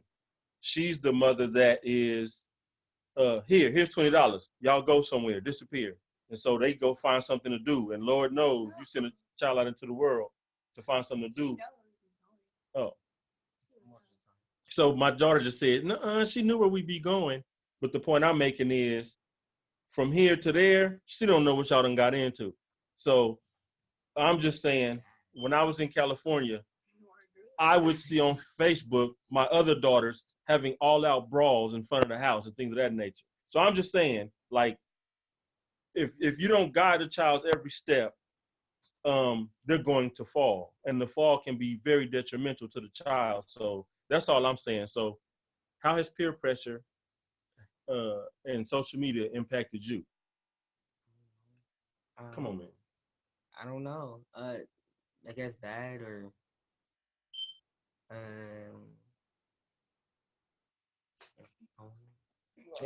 He's not a big he doesn't really be on there like that, to be honest with you. He doesn't be on Facebook. I'm asking him all the time, oh man, did you see that? He's like, no. So that's really not his thing. That's my only son and my youngest child. So he's never really gotten into social media like that. Like he has Messenger, but like if I go to the store or something, he'll message me to say, can you bring me something?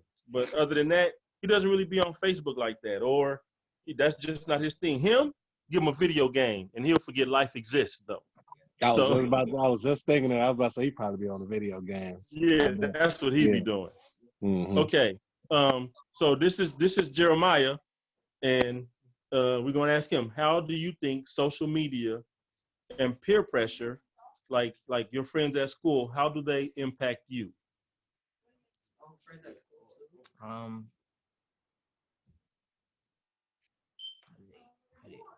You got to talk about how do you like for example, the stuff that they say about you at school. How do you feel about that? Does that bother you and cause you to react differently from what you know how to act? Yeah, sometimes I do feel some type of way.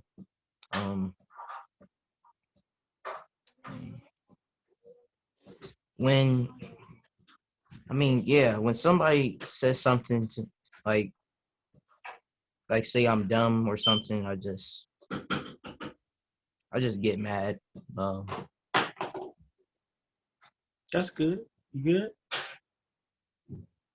Yeah. So that's Jeremiah, 13 years old.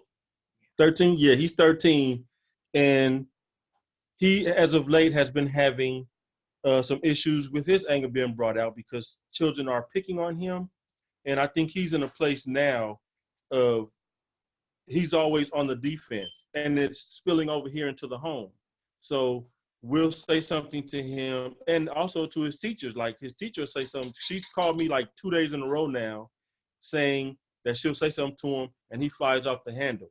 Well, I know why. And so I haven't been giving him any type of punishment really, because this is one of those times where I know I have to learn how to help him deal with the situation that's going on with him. I know it's not about him because I know this child, and I know that this is not his nature. So he's being pulled out of character by outside sources.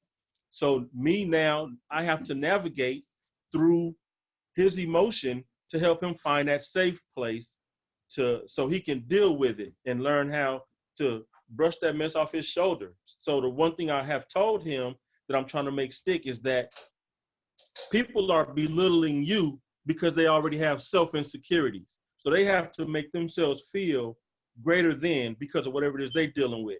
So that's what I'm trying to make stick with him right now. So, okay, so this is Calvin, and do you have a Facebook? Okay, so I don't, he's 9, 10, what are you, 9, 10, 15? 10, he's 10. So I'm gonna ask him, how does peer pressure and social media impact you? You understand the question? Okay. Peer pressure is like your friends and stuff, like your friends. How do you feel about what they think about you and things like that and what they say about you? You gotta speak loud so they can hear you. I don't really feel any way because at my friends, I don't really feel any way. And the social media thing, I don't really be on social media like that. I just be on TV. Speak It's loud. going in and out for some reason. Yeah, he whispering. I just Oh, be okay. on social media doesn't really do anything to me. I just be on YouTube. I don't do anything else other than that. And my friends I don't really care what they say and stuff. You play Minecraft? You play Minecraft, man? You say you play Minecraft? No. No, he's really into music and stuff. He be on YouTube listening to music, and I think they be watching a lot of different lessons and stuff too, I think. Mm-hmm. Yeah, so that's what they be doing.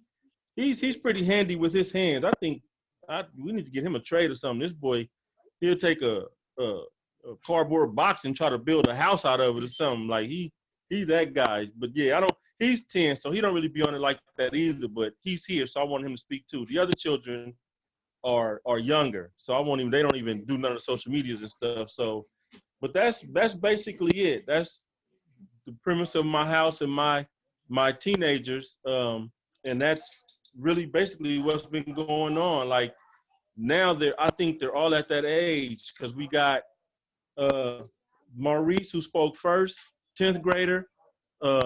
My two children are both in the 9th grade, and then Jeremiah is in the, what do you know, 7th grade, 8th? He's in the 8th grade. So that's pretty much the dynamic of my house with what's going on with my children. And my daughter, I really appreciate her honesty because, you know, she gets sucked into things kind of easily, and she'll just go do it. But again, I know that comes from the freelancing of her mother and the spirit that was allowed to be put on my daughter, that, you know, I can do this. I'm going to go do this because this feels good to me. So when she said, I don't need social media, I really appreciated her saying that because I agree. So I don't know, y'all. That's Can I say something to him? You mind me saying something to him? No, not at all. Feel free. This is Shema, one of the founders of Love Language. I know y'all can't see me. I'm sorry. But I appreciate all of y'all for speaking, man. It takes a lot of courage to come on and speak to people you don't know, and then the listeners that we got listening in or listening back. That takes a lot of courage, man. I just want to encourage you all to stay on the path that, you know, your parents are teaching you. Of course, when you get older, you're going to choose your own, but think of their guidance as you go on your journey, and stick with it, man. It's going to be a lot of people that try to steer you in a different path, and some might be okay paths, I guess, but most might be paths that's really not productive in your lives and productive in your journey. So continue to do what you're doing. Appreciate y'all for speaking, man. Thank you. Thank you. Absolutely. Thank you. Yeah, I love y'all. I'm trying to tell y'all, man, I need this forum. This forum is helping me, and I'm glad y'all having this because I don't exclude them from much of anything that has to do with where I know that they'll learn and benefit from it. I don't exclude them from much of anything, and that was a thing that me and my wife, you know, saw differently. She didn't have that approach. She pretty much sheltered them, and now here I come with, this is life, here you go. And that's, you know, that's something that she and I had to learn how to agree on. You know, she thinks I probably give them too much, but I'll be like, babe, when you went to school, when you was a kid, you learned a whole lot of stuff the wrong way at school. So we might as well give them the right tools and let them decide if they're going to use them correctly or not. So all praises for this forum. Indeed. Jamal, did you want to go? I'm sorry, go next or? Oh, I'm gonna just give me 1 minute. I ain't gonna go 3 minutes. It was you basically asking how does. Let me read what you said again. I'm sorry. Hold on. Let me just read it. The question is, how do you navigate the impact that social media and or peer pressure has on your children? The best way that I do it, to be honest with you, is information. Teaching them. Hold on, let me put my phone down so y'all can hear me. Did y'all hear that first part? Yeah, we can hear you. Okay. So Yeah. my only answer is just education. We said that in the last show. That's my only answer. Education. Give them as much education in regards to all these subjects as I can, because I want them to be better than I was, better than their mother was. And I want them to be better than I am now. I want them to be better at the age of 21 than I am at 35. So, I just want to give them a good starting point, man. I don't believe my mother and father my mother and stepfather did the best that they knew. So I just want to set them up even better than I was. And that's it. That's it. Then they won't be so easily influenced by peer pressure, is what I'm saying. That's it. Yeah, that's good. And I think I'm a kind of a relaxed, like a lax parent, not lax, but like kind of a relaxed parent. And I think that I don't keep my children off social media, but they're not on it. Like they like my middle son is has what people call an old soul, so he's already 10 steps ahead of I think a lot of grown people. You know what I'm saying? He's very conscious of the law, and also they were raised in the word. So my children were all raised in the truth, and so there was never no other option, at least in this household. So I think that changes our children. They not that they won't be susceptible to the outside influences, but they have a foundation that it's kind of hard to ignore that voice in your head, your conscience, whatever you want to call it. It's kind of hard to ignore it if that's what you have at home and you being encouraged with that. So anyway, so I only use, so like I said, my youngest son is 7. He don't count. Well, that's not true. The other day, it's not funny. The other day he said something, and I was like, "Where did you learn that?" Like it wasn't a curse word, but it was like I was like it's kind of derogatory, and I was like, "What the heck?" And so I said, "Where did you learn that from?" And he said, "I learned it in class." And I was like, "We not like everybody else." So I will say that that's one thing I have said over the years to my children is that we're not like everybody else. So there was a time when my oldest son, I think both of them was outside. We was still in Maryland. And you know how kids get together and there'll be a fight or whatever, you know what I'm saying? They'll all go to the fight and look at it.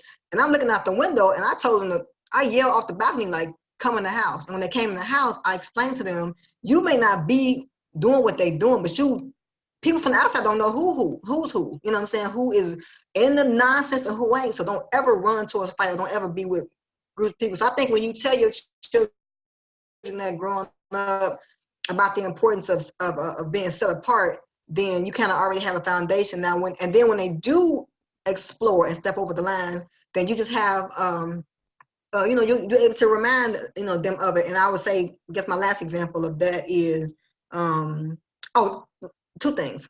I'll do the example last, but one thing I will say is that I want my children to choose the Most High. I want them to have the information they need to make a conscious choice that's one made of love and honor and desire. And I feel like that's kind of how I learned it. Like I always say this all the time. I kind of knew some of the word growing up, and then when I got into the word or whatever, like it was a while before I was conscious about choosing the Father and wanting to please Him. And I can't speak for the Most High, but I do think that He wants us to want Him. So I try to have that mindset with my children that, like I don't force things. The older they get, the less I force stuff on them. Now, you're not going to be in the house going against the law and being blatant, but whatever you do in your head that's against the Most High or outside the house, like that's between you and Him. I'm not going to be following you around. Or maybe they mentioned something and I thought about it. We do the construct where it says, I forget, it's Ezekiel or something where it says that, once you warn the wicked and they don't turn, it's basically on them, So I want to be guiltless, at least to say, at least I warned you. And then the last example is with my oldest son.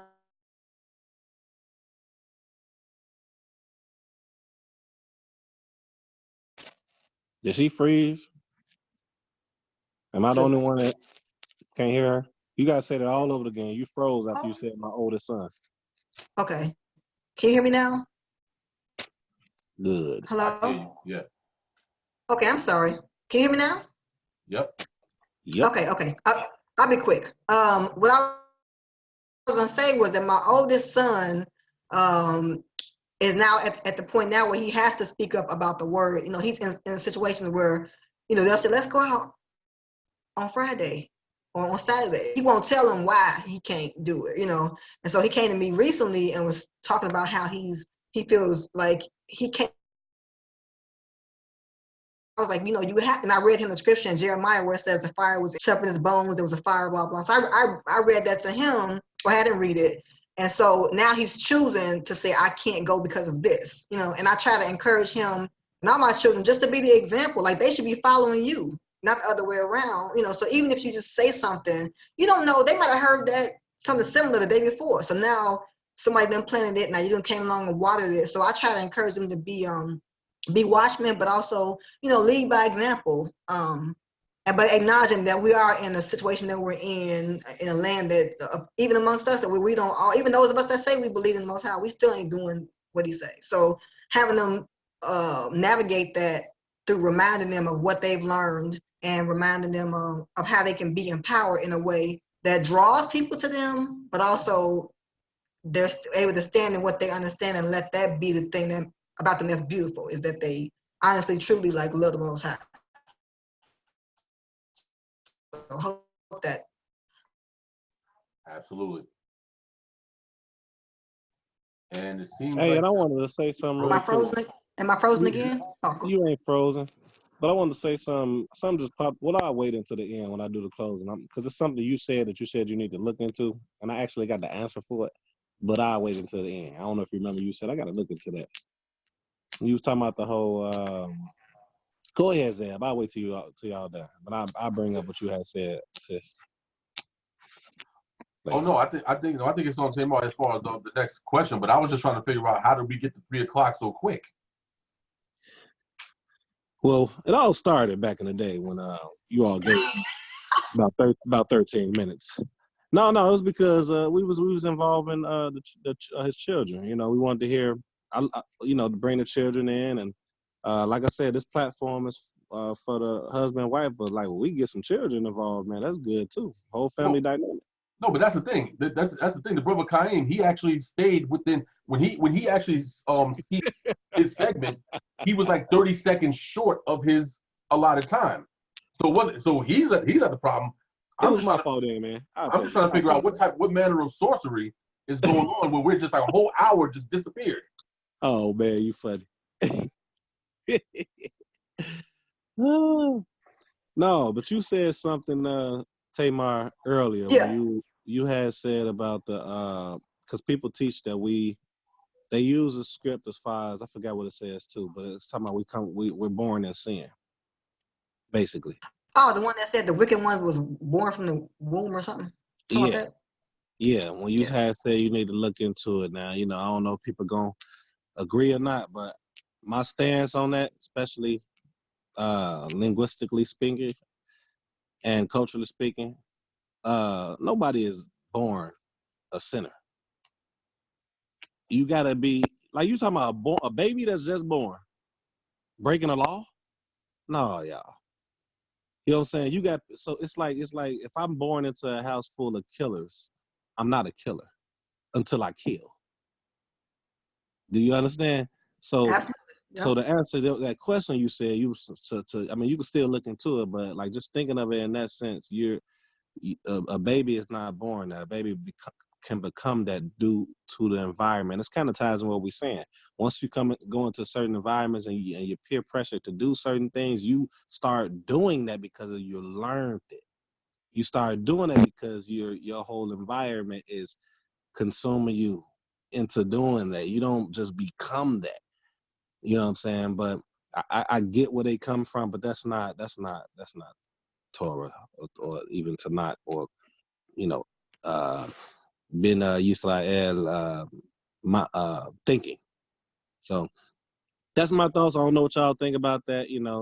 Let me know y'all thoughts if y'all want to, but I just wanted to expound on that because I wanted to say that when she first brought it out. I was like, man, let me just put that out there and see what they say. And that's it. Do we have any more questions? Or was that it? Yeah, we have one more question and we can do our final thoughts on the last one. Also, the verse I was misquoting, like I always misquote stuff, but it's Psalm 58:3. So that's the verse. And for those that's listening, if they try to find out what I was talking about, that's what I was talking about. So last question is, what values must be instilled in your children in order for you to feel that you have done your job as a parent? So what must your children know if this is your last day on earth and you want them to feel like you have done your job with your kids? That's the question.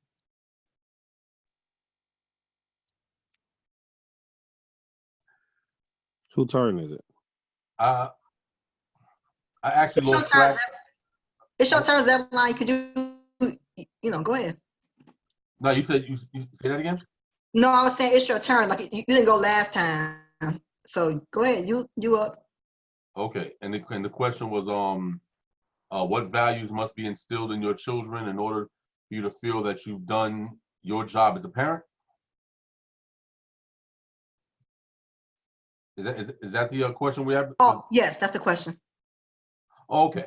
Yeah. Let me just X out of that. Yeah. So just to make it very short, I think that that we, of course, we as Hebrews, Israelites, whatever like that, we're very clear on the specifics of what has to be instilled in our children, so that they'll have the tools to be successful going forward. Now, of course, we have to remember that we have to always consider the X factor, and the X factor is they might end up like the children of Ezekiel chapter 18, where they decide that they're going to go against what they've been taught and do that which is, of course, evil or whatever have you. An elder of mine once said that that even though we consider that, we have to remember that that's an X factor, but there's absolutely nothing you can do about the X factor, because by that point they're on their own, they're adults or whatever.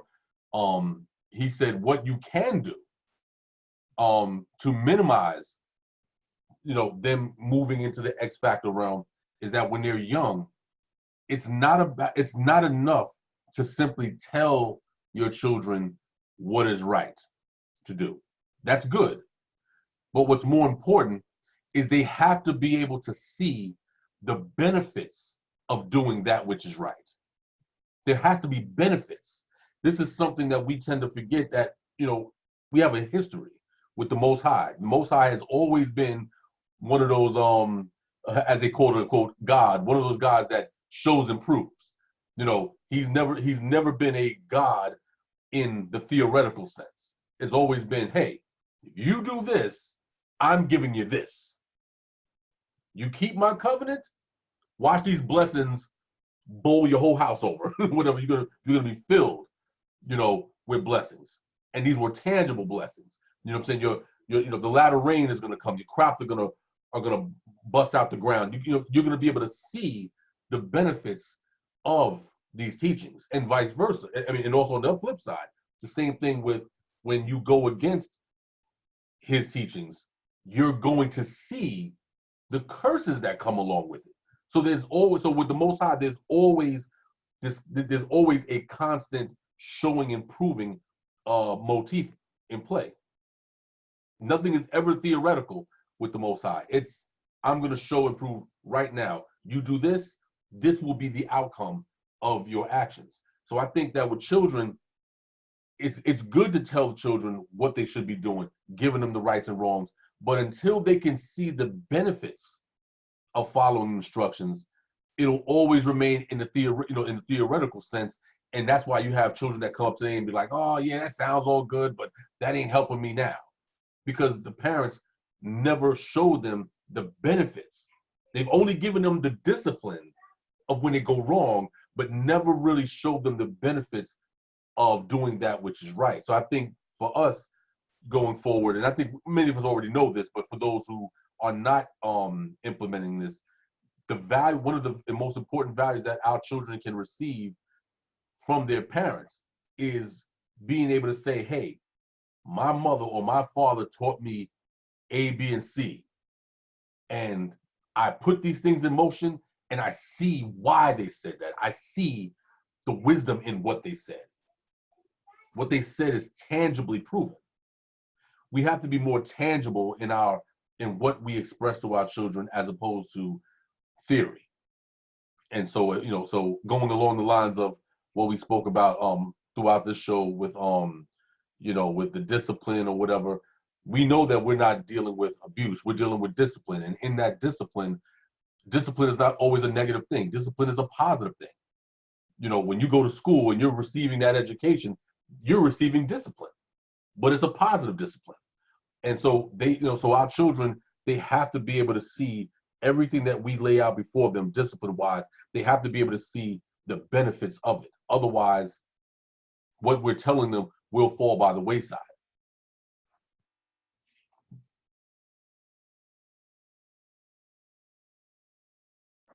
Oh, that was it? Yeah. Oh. Okay. I see you, Zeb. I can't hear you. Yeah, I was gonna say it's 3:18, so clearly I had to, curb my enthusiasm. Okay. Well, my you like that, right, Kaim?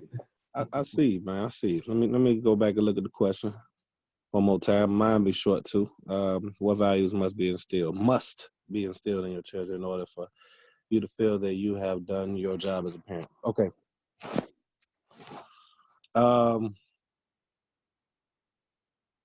Mine would be what the brother said, who used to come on here a couple times, which I love what he used to say. And mine is character. I will feel great as a parent if I help to instill great character and integrity in my children. With the foundation of the Tanakh or Torah principles. I do understand the world, you know what I'm saying, as far as like it's a chance they might not choose my route. So if they don't choose my route, as long as they have great character and integrity, to me, I would love for them to choose my route. I would love for my family or future family to choose my route. But that's not, blessings to those of you that are successful in having that. But today it's kind of, I'm just being realistic for me right now. I don't know. So my main focus is to get them to have great character, truthful, honest person with integrity, and at least understand the principles of the Torah or the ancient Near Eastern ways, not so much the Western ways, because that has killed and is destroying our people, even if you were to take the literature and put the literature to the side. So I need them to know the good and the bad of our history over here if they're not going to continue in the journey or do the journey that I'm doing. So at least I know they'll be good on that department. But I would love for them to follow my journey, my path. I would love for them to be like Abba. Because, my foundation lies with wholeheartedly the literature, the teachings within, and also to have a understanding of the creation and the creator. For those that's linguistics and go off of the Hebrew itself, some will say he, some will say it. So I would love for them to believe in he or it of the power of Ben Yisrael. That's what I would love. And all I can do is just show. And hopefully I intrigue them and with my walk. And they'll be like, you know what? My children and my future family will be like, I want to follow him because I know he's not steering us wrong. He's sincere. His integrity is great. His character is great. And I haven't met many out there like him. And something is going right with him, like Zeb just said, showing them the benefit of being what I'm doing. And that's it. And my computer's being funny. I think my internet, it said your network bandwidth is low. So if you can't hear me at any point, just tell me and I'll stop talking. Can you hear me now? Yes? Loud and clear. Okay, all right. So I'll be quick. Just to echo what everybody was already saying, definitely I want them to know the source, meaning that if something goes wrong or they need any kind of instruction, they'll know where to find their answers. I also want them to be, they have men, so I want them to be a different kind of men. You know what I'm saying? Some, those are able to yield their power or wield their power appropriately. So to be able to be bold and strong in this context, and to be able to be gentle and whatnot when it's appropriate. So I think I'm conscious of that. Like I'm conscious of allowing them, even now, if you're sad, say something. Or let's talk about it. Or if you need to cry, like get all those things out. But then also, like the conversation we had last week about the firearms and stuff. And when I asked my sons how they felt about it, one of them gave me a certain response. The other one said what they would do. It was interesting because it was like totally different, different answers to the question. So that, and then yeah, that's it. But I guess the last thing I'll say is that I don't sit back and worry about what path they're gonna choose, because I know in my life and my brother and my sisters, our lives are all a testimony that the house could be divided. Somebody could know the word, separate from the word, come back to the word, and then the increase be amazing. Because me, my brother, and my sisters, we don't all have the same father. So me and my brother have the same father, my sisters have a different father, but all the kids, everybody trying to serve the Most High. Like so you don't know what's gonna happen. So I relax on the idea that the Most High, He know who is His, and He gonna make a way no matter what. If it's meant for you to get it and to be, a great one or whatever, then it's gonna happen. You know what I'm saying? All I can do is not be the one that hinders you. So my role is to not be your stumbling block, and I can rest with knowing I've done all my can on that in that respect. So.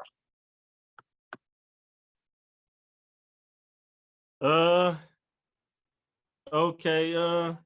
Yeah, that's probably in a nutshell too. All we can do is show them the way and pray that they pick it up. Man, that is a tad bit disheartening in having that knowledge, because we don't know what the outcome is going to be. We just have to keep in mind that the earth and the fullness thereof belong to the Lord. So, man, I really hope, because again, I know what my children have seen from me in and out of the truth, so the door has already been open for them to choose either way. And I can honestly say that I've influenced them in both directions. So, it's just crazy, really what this means. Even just thinking about Solomon saying, like when he was going on the Vanity of Vanities speech, he just really made it clear that I could work my whole life, leave my children $100 billion, gazillion, trillion dollars, and they squander it all. It's just knowing that nothing is for certain leaves the individual to say, I'm going to do my best by you. And that's it, and that's all. I'm going to ensure that I give you the best of me, which means you're probably going to see the worst of me as well. And ultimately, the choice is going to be the child's. And that is a tad bit scary. But like Sister was saying, I don't want anybody's blood on my hands, especially if you are my seed. So I'm going to make sure that I do my best so that when I'm held accountable for what came after me, I'll be able to give a true account, and it'll leave me blameless. That's the best, I guess, that any of us can do, is get on that good foot and show them the good foot, and hope that they continue walking in the good foot. So, man, ooh-wee, y'all making me think too hard over here. I ain't got time for that. Thank y'all. That's it though. Appreciate it. Shoot. Yeah, we appreciate you always jumping on, you know what I'm saying, when you can, and definitely appreciate you having your whole family together. That's good. It's a good look. Yeah, that's good. Yeah, that was a blessing. Yeah. So what was I gonna say? Quick, Yeah. Who's Galaxy S9? That's a Somebody viewer. listening in. Oh, okay. I was about to say, this person has never spoke, never said anything. I was about to say, who sent you? Someone I know listening in, man. Okay, yeah, no problem. Who sent you? So definitely, I hope everybody enjoyed the conversation. We'll be, if you're able to share the video, and let people know what we do, so they can jump on and share what they know with us as well. Next week we'll be back with another conversation. Next week's conversation, I'll preface it by saying it might get a little heavy. So if you have children around and really want them to hear, just be warned in advance. We're gonna be talking about sexual and physical abuse. So anyway, pray everybody has a good week, and the rest of your Sabbath, if you observe, the rest of your weekend otherwise. And next week again, same time, noon Central, 1 Eastern, same channel, same platform. All right. Shalom, shalom. Hallelujah. Shalom. Shalom. Letarol Mishha. Oops, what did I do? I'm pressing too many buttons. My bad.